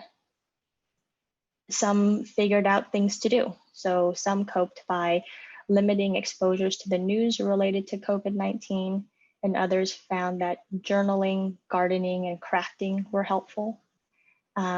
People recommended physical activity and maintaining some sort of a schedule also helped. And I think it would be interesting to see how people respond to the same survey at different time points now that we are 7 months into it. And then very suddenly, many of us were pushed into the world of remote work. Telecommuting is not a new concept. In the mid-1990s, companies such as IBM and AT&T started allowing employees to telecommute. Then in the early 2000s, innovations in technology made telecommuting more feasible. So we had wireless internet, so we're not just tied to a desk. We could go to a cafe. The internet was faster. And then there were new video conferencing applications that allowed us to stay connected with our colleagues. A survey in 2018 done in Europe by IWG, which is the International Working Group. They're an office space provider to people who work remotely. Found that 70% of professionals work remotely at least 1 day a week, and over 50% at least half the week. So over time, the number of people working remotely, at least part-time, has increased. And so and the reasons things have increased are because there are advantages. And so remote work, notably, people noticed they spend less time traveling, and this allowed for more time to exercise, more time to schedule medical appointments. People found a better way to balance work and home life. Remote workers reported increased autonomy, having fewer office distractions, which then improved productivity. Managers then had to kind of shift the way they were measuring success of their employees, instead of measuring it by attendance and hours worked, but more towards performance and outcomes. So these pros that are noted here are reported by people who chose to telecommute. But for many of us, in March, we were propelled into a world of telecommuting, maybe without the proper training or the office setup that we needed. And so there are some disadvantages that people recognized. And this wasn't just working remotely from a different office or a cafe. This was working from home, where we may not have the right environment, or there are other people around that might not make it the best place to work, different distractions. And working from home blurred the lines between home life and work life. So for example, if your computer is in the living room, it's hard not to think about work when you're relaxing in front of the TV. Or if your computer is in the bedroom, because that's the only private space that you have, it's hard to disassociate work time from bedtime. So working remotely led to an always-on culture where employees could be contacted at any time by their managers. It was up to the employee whether or not they responded, but that option was there. And while video conferencing facilitated the transition to remote work, being in front of the camera for meeting after meeting every day causes fatigue and burnout. So you've probably heard of the term Zoom fatigue over time. Not being in the same workspace also added barriers to interactions with coworkers that may have happened more naturally in the workplace. Collaboration could still occur in telecommuting, but there are extra steps that you have to go through. So instead of just walking to someone's desk and saying hello, you would have to send them a message, send them an email, and then try to figure out a time to talk if it wasn't the right time when you sent them the email. So it may not be as naturally as when you just see them in the same office space. And that's just communication with your team. There are also benefits from collaborating with non-team colleagues as well. And so those interactions with non-team members that may have occurred just passing each other in the hallway, in the lunchroom, now have to be more deliberate. We have to reach out to someone, schedule a meeting. So now that we have to work remotely, how can we make it better? And I will be upfront to say I am not an expert at this. My first day of telecommuting was on March 12th. Like many, I quickly had to make adjustments that I thought were going to be temporary. And then as time passed, I had to shift my mindset to prepare for working remotely long term. And so one of the first things that I recognize, and also this author, Sarah Cook, talks about, is setting yourself up for success by considering your workspace. So are you in the best possible area available to you in the home? Do you have what you need from the office to do your job at home? Can you request your employer to provide equipment to make sure that your work is easier, such as having an external monitor or getting an office chair? Will they provide a headset so that you can block out background noise and that your coworkers can hear you better when you're on meetings? And with all of the considerations for your work setup, is also be mindful of your health and safety in terms of ergonomics. Is your chair at the right height? Is your desk at the right height? Are there any pressure points caused by the table, chair, the keyboard, the mouse? Over time, these repetitive actions are what causes injuries. And so noticing things earlier, we can prevent a lot of headaches in the future. So then on to time management, which is not an easy thing to do. Unless we have clear goals and a degree of self-discipline, it's really hard to manage our time and deliver. Regular meetings with the team can help us prioritize what are the tasks that we need to focus on. But there are a lot of distractions, even if we have a goal in mind. So with remote work, the volume of emails likely increase. You're getting emails from everybody that normally would just stop by and ask you something. And unless we can prioritize effectively, we can spend the whole day responding to emails or returning phone calls. So in her book, Sarah Cook recommends classifying tasks based on urgency and importance. And this is just one strategy. We're all different, and so this might not work for everyone, and it depends on what your role at work is as well.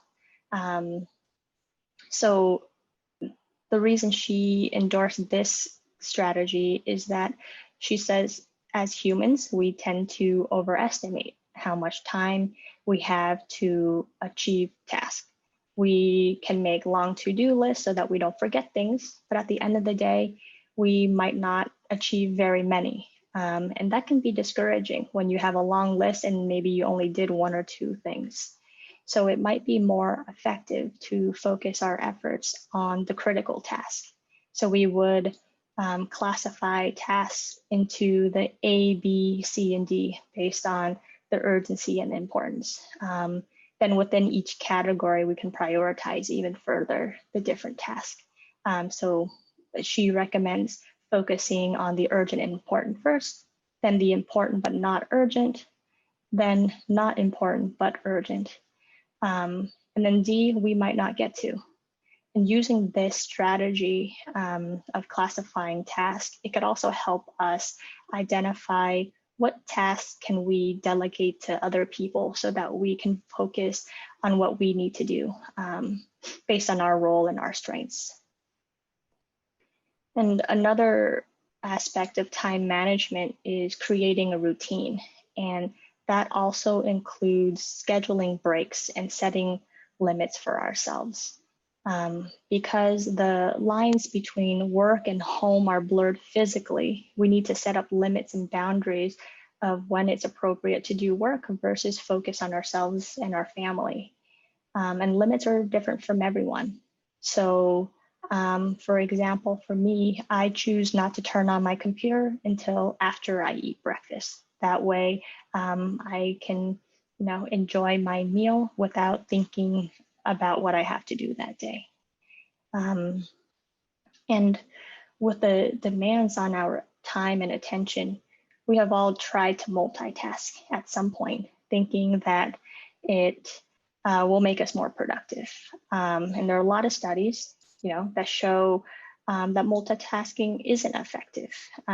So we've heard it time and time again that it's not good and it actually decreases efficiency, but it's hard to avoid doing it anyways.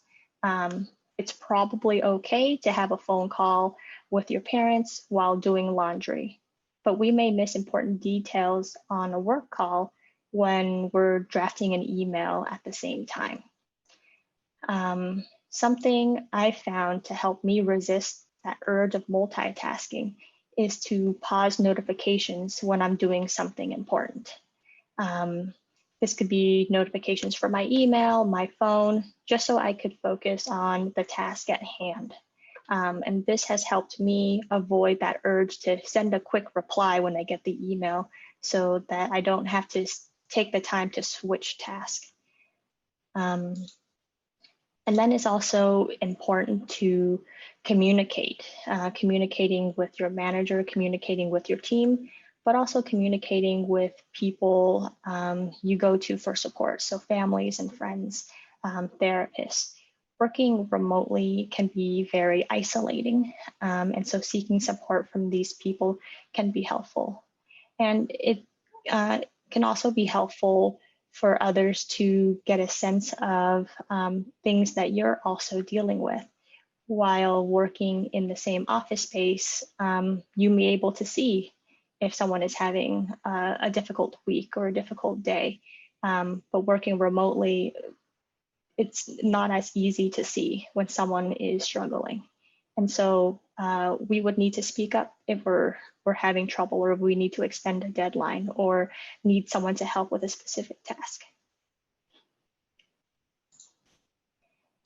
And part of being able to sustain all of this is to make sure we're taking care of ourselves. So self-care is very important to preventing burnout and help us sustain wellness during this challenging time. And so, as I mentioned earlier, part of the effective remote work is having the right workspace setup. And ergonomics is something that is often ignored until it causes bigger health and safety concerns. So you want to make sure that your workspace is comfortable, and to address any minor aches and pains before they become worse with repetitive injury. And as we're all used to scheduling meetings, we also need to make a conscious effort to schedule breaks for ourselves. Try not to skip meals. We may even need to schedule those meals in between things to try to get up and stretch. Meetings are often scheduled back to back, and try to plan for time to transition between meetings by asking if the meeting can end 10 minutes before the hour. That way you can get up, you can use the bathroom, you can grab a snack, you can ground yourself before the next meeting. So we just have to be more intentional about scheduling things to make sure that we have time for ourselves. Having your camera on is really helpful in connecting with other people in the meeting, but it's also very exhausting to be on camera all the time.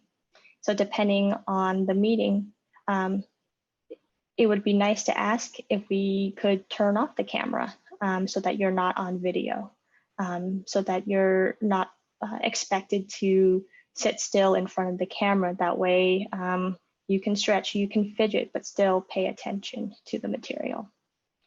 Of course, regular exercise and physical activity is really important.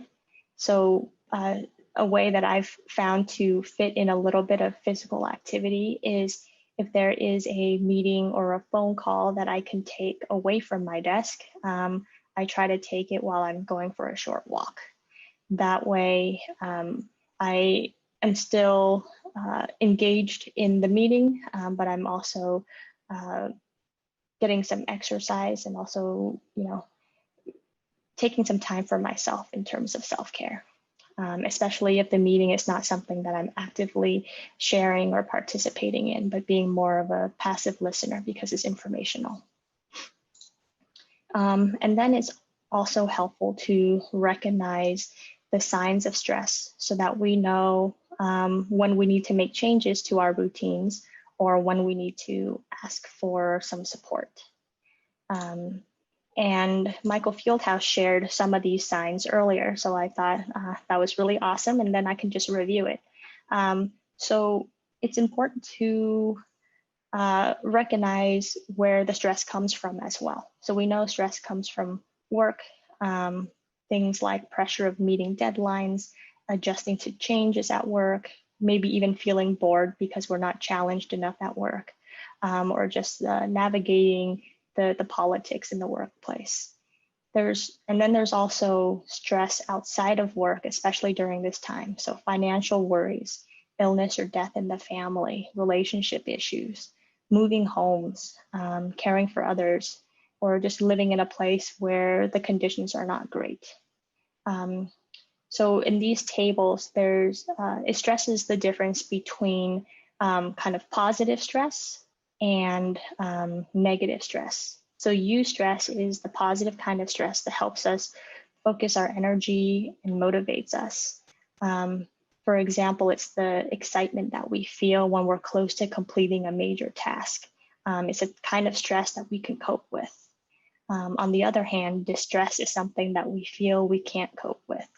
And so in these two tables are signs of physical signs of stress, as well as emotional signs. So you may notice things like changes in breathing, indigestion, aches and pains, headaches, feeling sweaty and clammy. And emotional signs could include feeling anxious, feeling tense, depressed, low self-esteem, underconfident. And then there are also signs of stress behaviorally. And so with eustress or pressure, we can be more focused on our work, more decisive. Our thinking is clear. We have an awareness of what's going on. On the other hand, when we're in distress, we have trouble focusing, concentrating. We can't make decisions. It's harder to make plans. We don't think as clearly. And so when we notice signs of distress, it's time to reflect upon our self-care, and then thinking about, is this time for me to make a change in my routine, or is this time for me to reach out for help from a medical or mental health provider? So pay attention to your body and ask yourself, am I eating more? Am I eating less? Am I losing or gaining weight? How many cups of coffee have I been drinking? Have I been drinking more coffee than usual? For people who smoke as a way to relieve stress, am I smoking more? And what about sighing? Some people notice that when they're tired or they're under stress, they seem to be sighing more, and that's more of a subtle sign. And stress can also affect our immune system. So are you getting sick more often? How is your sleep? How is your thinking? Are you forgetful? Are you showing up late to things? Are you not meeting deadlines? Are you showing up late to meetings? When you're at work, are you always just watching the clock? So when we notice these signs in ourselves, it's time to ask, okay, what should I do to adjust my routine so that I could schedule more time for self-care, or should I seek professional help? So in summary, COVID-19 has negatively affected our lives in multiple ways: school, social life, work, home life. And many of us, because of the pandemic, had to shift over to remote work, which has pros and cons, but there are strategies to make it more effective. And most importantly from my talk, I hope you take away what are the signs of stress so that you can practice self-care, and to also communicate when you're having a hard time, to seek support. Communicating is effective both for the remote work, but also for your mental health.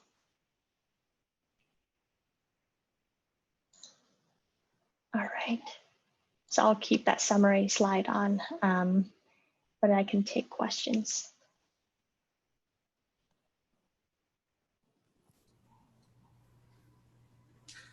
Thank you, Quinn.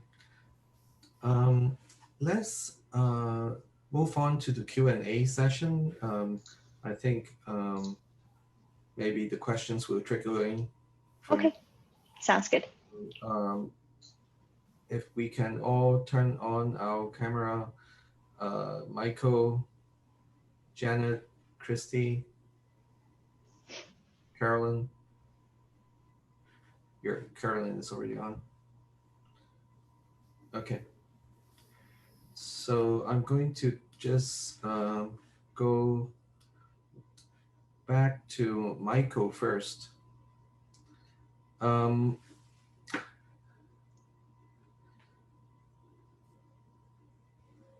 So there's a question about if you are admittedly focused fully on the employer's perspective, why do you have psychiatry or psychology staff?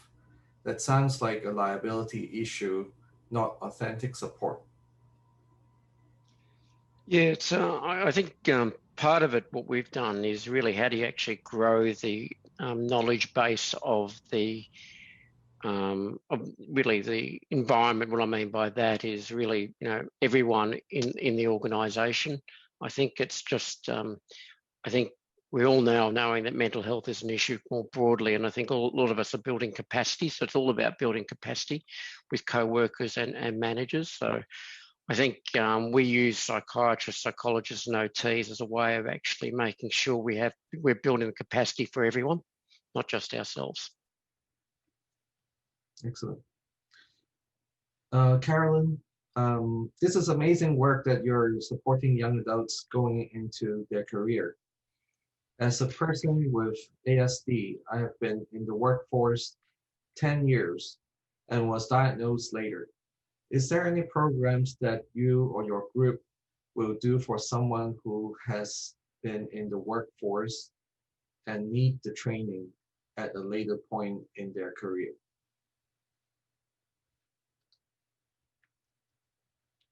Please unmute. I'm so sorry. That's such a great question. So I think that's something that we're definitely wanting to pursue in the future, is providing access to the skills and kind of the way we're thinking about things to people regardless of where they are in their career.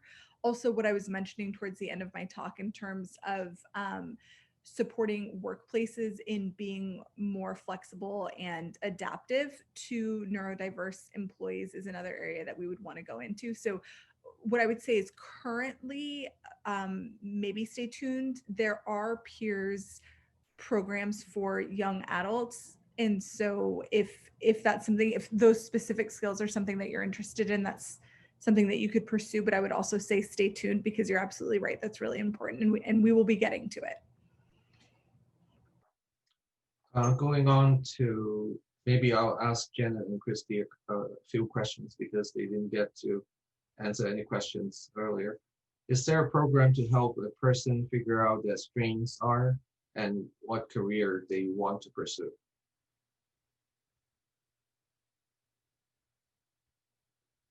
Please unmute. That's a great question. I think it's not necessarily a question I can answer well. We definitely do some work on exploring strengths at the beginning of our work with employees together. But that's not kind of where our focus has been. So I don't know that I'm the best person to really answer in terms of how do you explore your own career strengths or those sort of things. I know there are programs out there that do that, but I don't know that I would be the best person to answer that question. I don't know if you have anything to add to that, Janet. Oh, are you muted? I hear you, Janet. Muted. Sorry, I was double muted. Yeah, our program is really starting with people once they already have their job or their internship, but we do work with the employee or the intern to help figure out what their strengths are through various means. So through just asking them about their interests and their experience in the past. You can also look at like a list. There are lists online of different strengths or attributes, and you can have somebody look at those and sort of choose the ones that apply to them. But I think in terms of really working out longer term career goals, that's not the role of the program.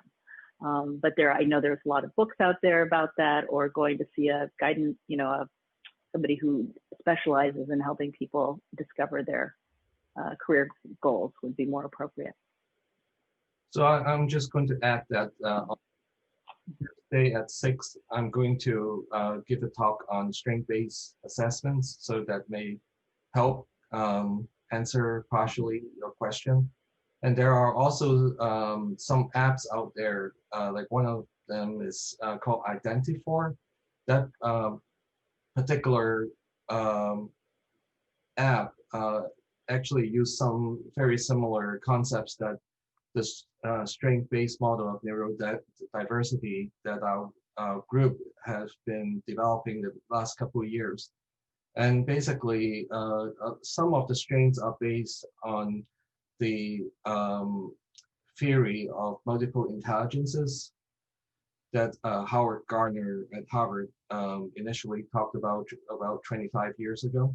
And we basically adopt that and also adopt positive psychology, positive psychiatry, and also the 7 vectors of development to collectively try to have a package that can get people to understand how to assess strengths. So the app Identifor actually also used the multiple intelligences theory in there, and you can explore that as well. So Tuesday at 6, if you want me to tell you more. So the next question is, you described a woman being able to mimic social skills and said that this was a strength for her. Do you consider that autistic masking is exhausting and can lead to poor mental health outcomes for autistic adults? How is the mental well-being of autistic adults taken into account in this program?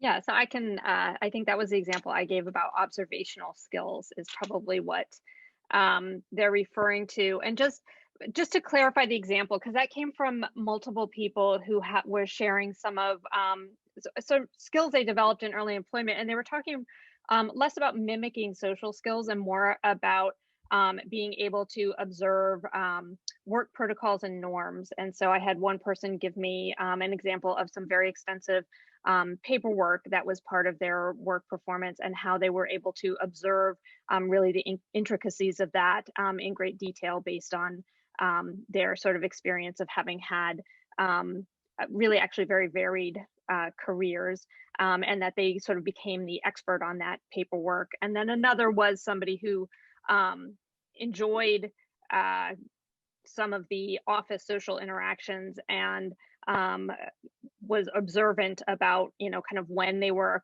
occurring. This was somebody who also knew that she struggled with understanding some of what the norms were around those, and would ask somebody else that. But so just to clarify that, if I gave the impression that we were suggesting that people mimic sort of and mask their social experience, that wasn't what that had been intended to demonstrate. But in terms of how we address emotion regulation and mental health, there's sort of two different pieces to the program.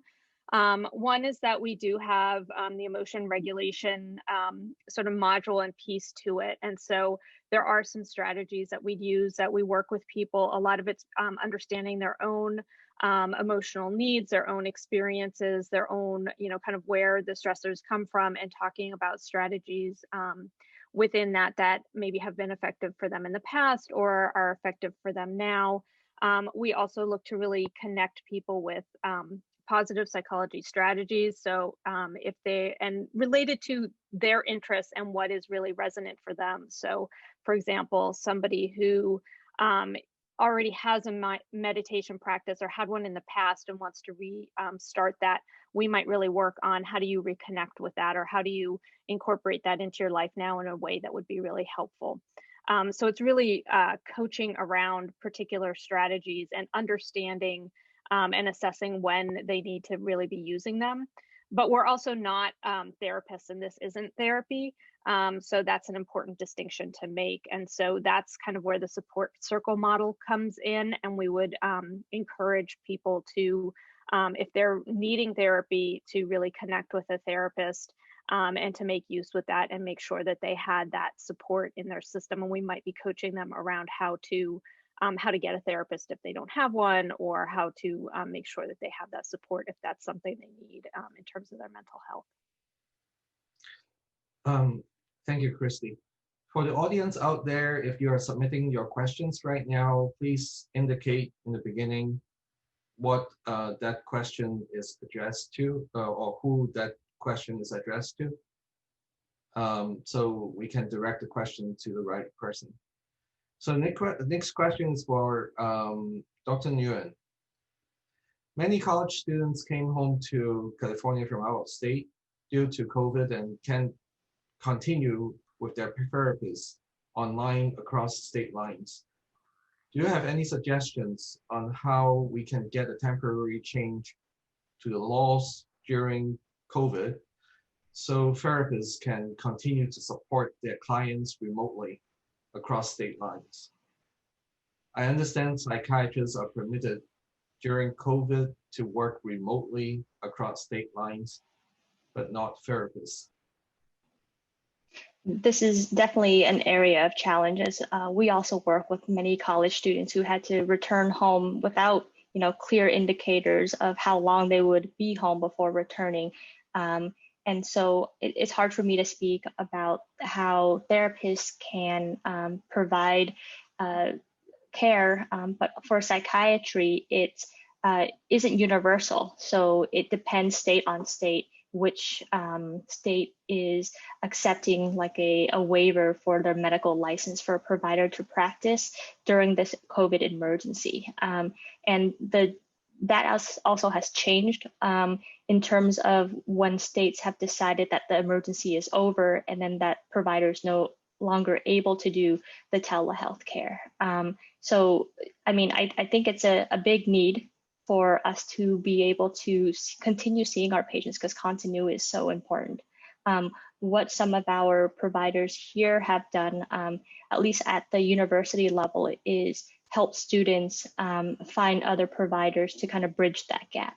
And so we have people here helping students navigate their insurance system to see if there are other providers who can do therapy as well. And I wonder, we do have a few psychologists on board here, if they have any additional thoughts into being able to provide care across state lines during this time.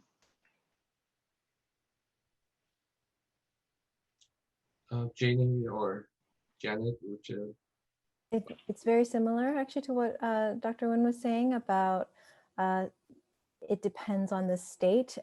Each state has different requirements for being able to potentially get a temporary waiver to be able to be licensed in that state. I myself have gotten a couple of them actually to be able to provide some continuity of care for different clients, but making very clear to the client that it is only within the state of emergency that's dependent on the local government in terms of how long that state of emergency is declared, I guess.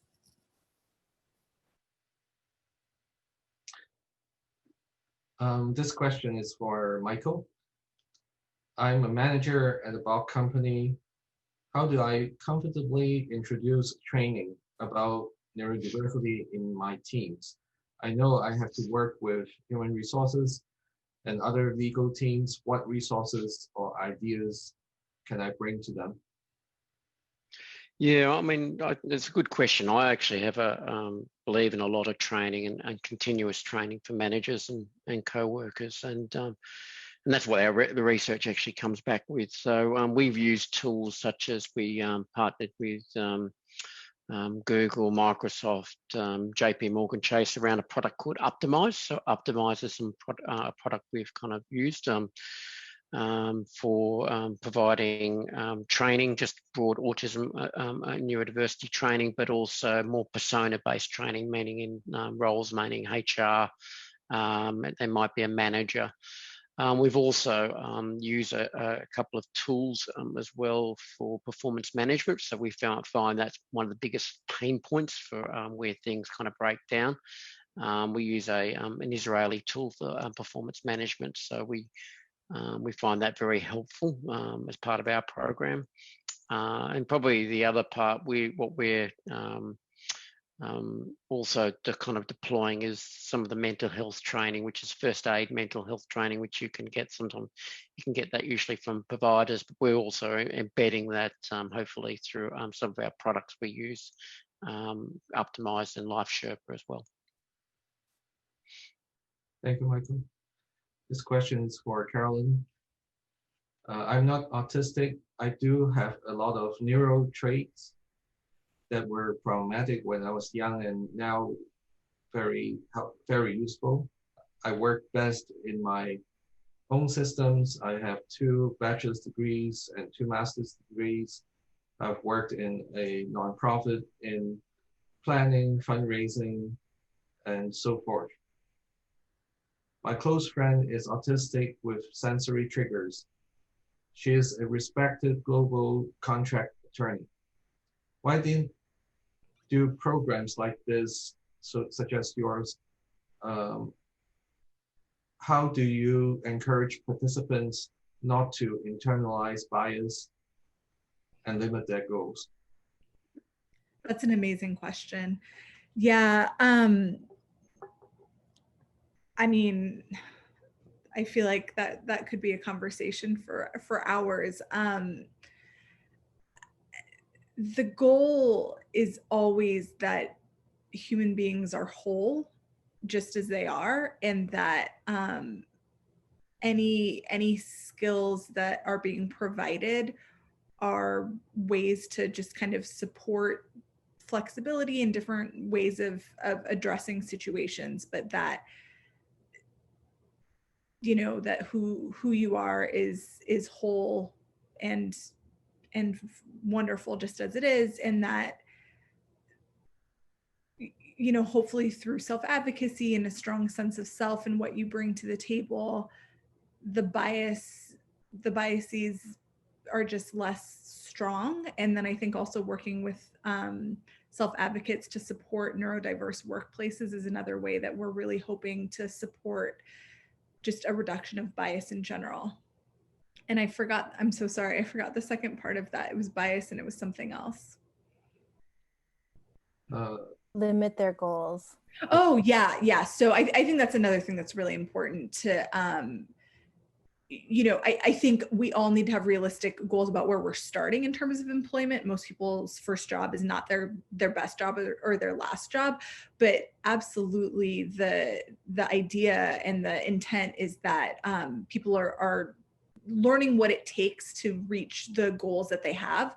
And so we have participants who realize they need to go back to school, or, you know, make connections with people within industries that are going to help them kind of learn the skills that they need to be more competitive within those industries. And so the goal is always that what you're interested in and the goals that you have are what you're pursuing, and that you're not feeling limited at all, that there's no sense of what you cannot do.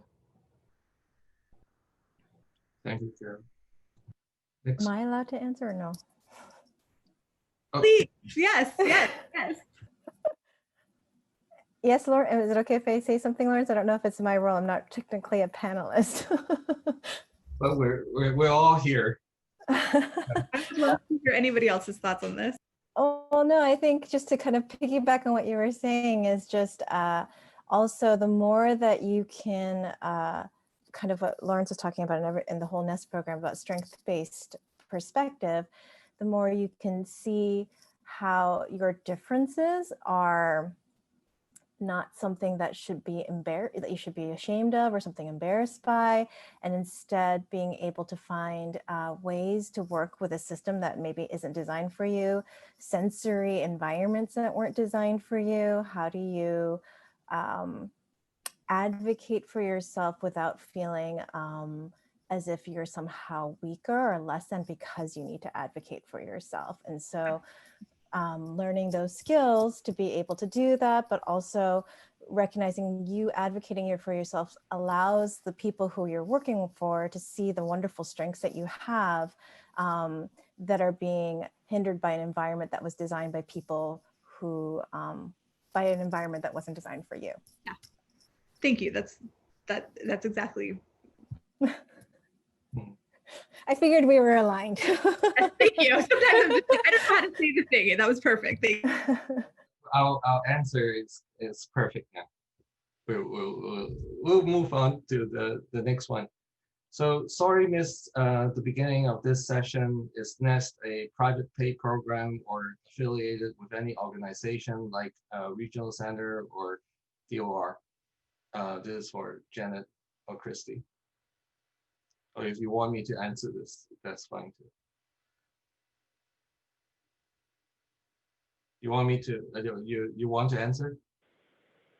Go ahead. Yeah, no, that's fine. It's sort of just more of an organizational question. Yeah, so basically the NEST program is part of what our study, a bigger study is including. So basically the bigger study is called the Neurodiversity at Work program. And what we do is we invite candidates that are seeking jobs to come to our candidate registry. You can just Google Stanford Neurodiversity Project and then click Neurodiversity at Work, and then you can get more information about that. And basically, if you're a job seeker, you want to be in the candidate registry and access neurodiversity friendly jobs, that's basically where you want to start. And basically, if you're looking for a job, our program will help you to find ways of getting a job. We'll help you with different parts of the job search process. If you're not job ready, we'll try to find a pre-employment training or an internship position for you. If you're job ready, we'll try to find a job that is in a neurodiversity friendly workplace. And there are some companies that already have neurodiversity friendly jobs, and they already have a long history of running that. And they would provide their own support. So the NEST program is a support that Stanford provides. So basically, our group developed this whole program that's basically also funded by Autism Speaks. And if you are going to be matched to a job that is going to be supported by our program, then basically the NEST program will be provided. But if you're getting a job that is in another company that is not supported by us, then you don't get the NEST program.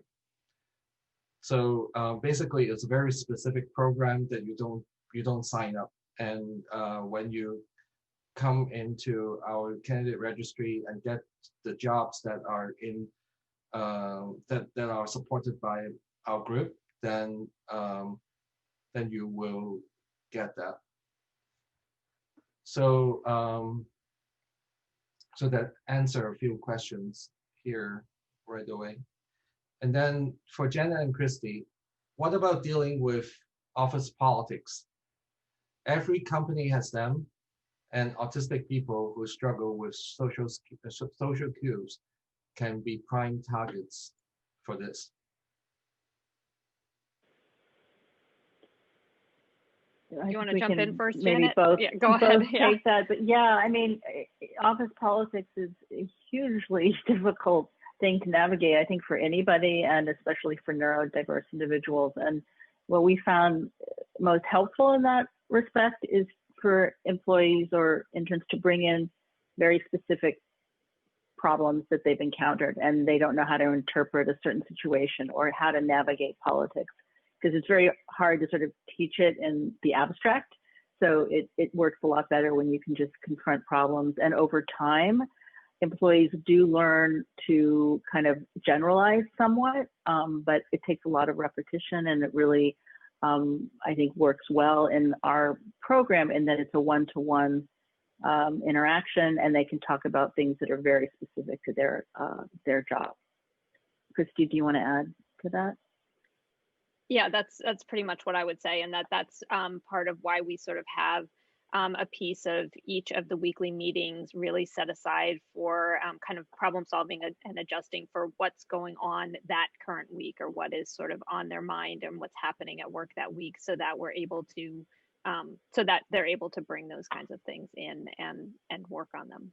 So yeah. Next question is for Dr. Nguyen. What is an example of a novel mental health intervention in the workplace outside the the autism and work at work type programs already discussed?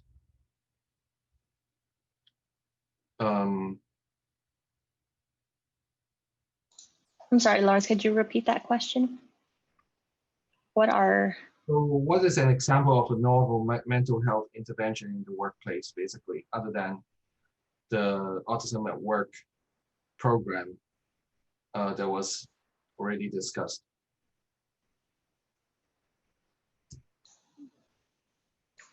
I'm sorry, do you mean for maybe Michael might be better equipped to answer this question? Yeah, I think this is what is referring to.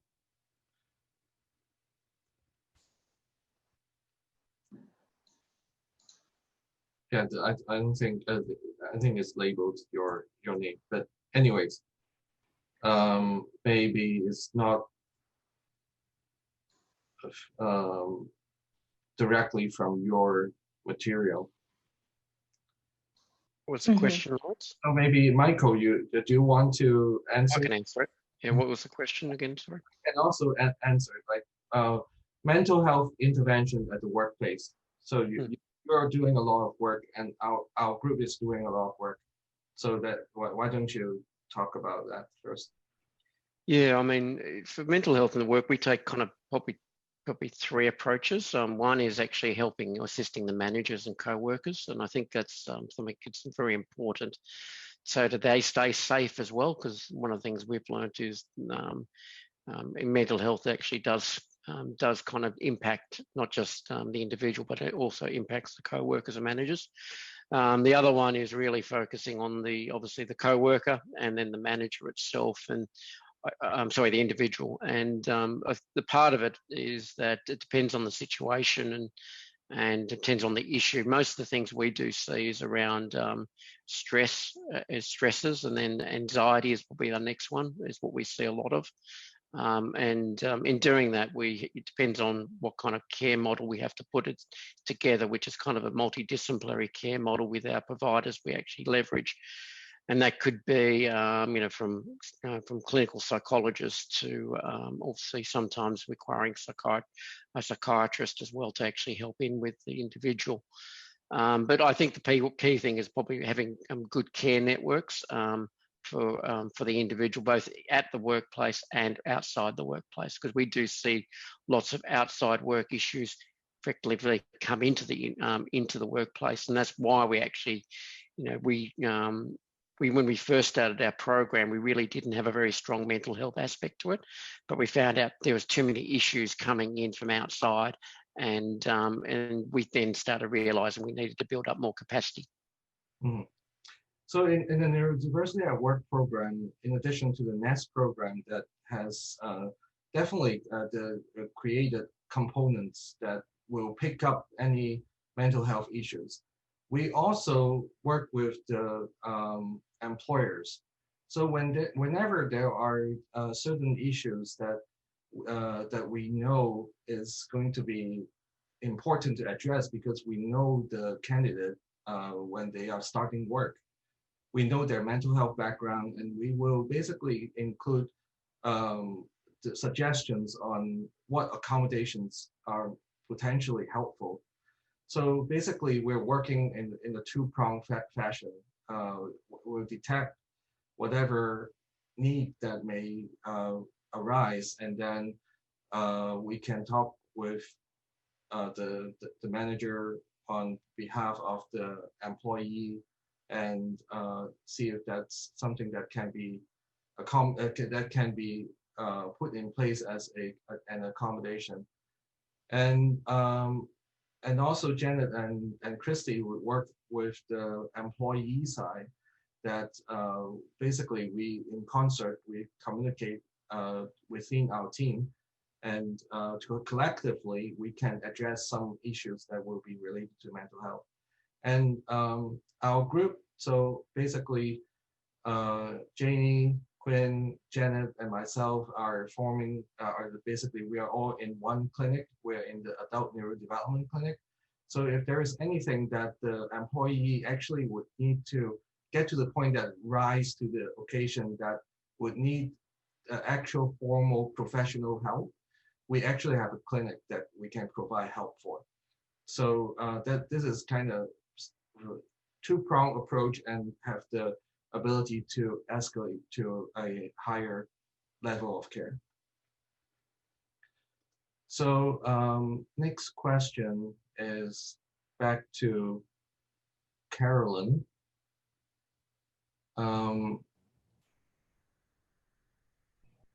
So this person is saying you have a very good idea, and once the study is finished, where would others find the type of support?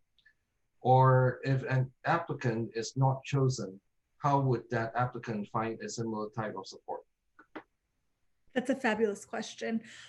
So as with all of the clinical peers programs, the idea is that this will become a manualized treatment that is disseminated widely, so that it will be available outside of UCLA and to other providers and individuals who are interested in it. At this time, if an individual does not meet criteria, wants to participate but does not meet criteria, the team that does that triage process has other provider lists that might be able to provide kind of similar peers-based intervention. That would not be employment specific, but certainly you could ask for that to be more employment driven or kind of employment focused. That's kind of the specific to the type of program that we do. Those are kind of the modalities by which that will be available. And a question for Janet. Can you share what Universal Design for Learning is?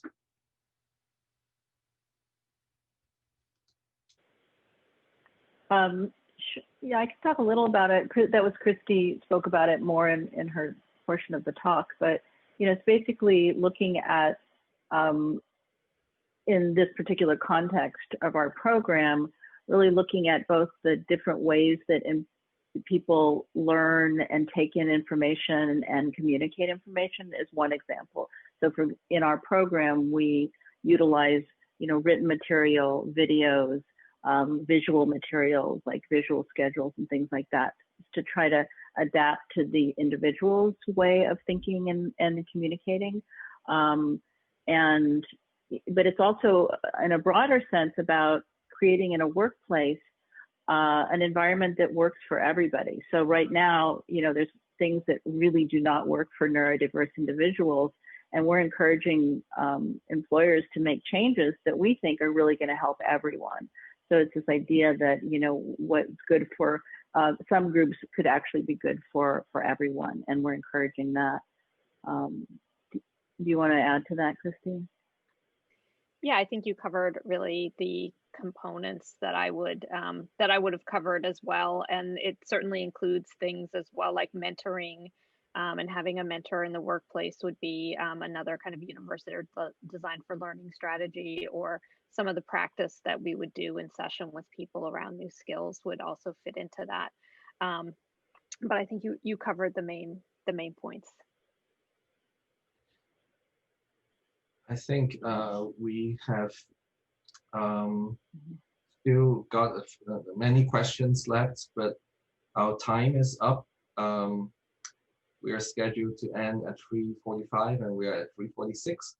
So I'd like to just thank everyone on the panel for presenting on this really important mental health, mental wellness topic. And especially in the workplace, there are not a lot of work done already. And I'm so happy that we found each other, and we are doing this work that is going to be very helpful for making sure that the people that we care about are going to receive enough psychiatric and mental health support. Thanks again. And we are going to be coming back here at, let's see, I think it's 4:30. Yeah, at 4:30 for the neurodiverse employee panel. See you in about 40 minutes. Thank you all. Thank you so much. Thank you.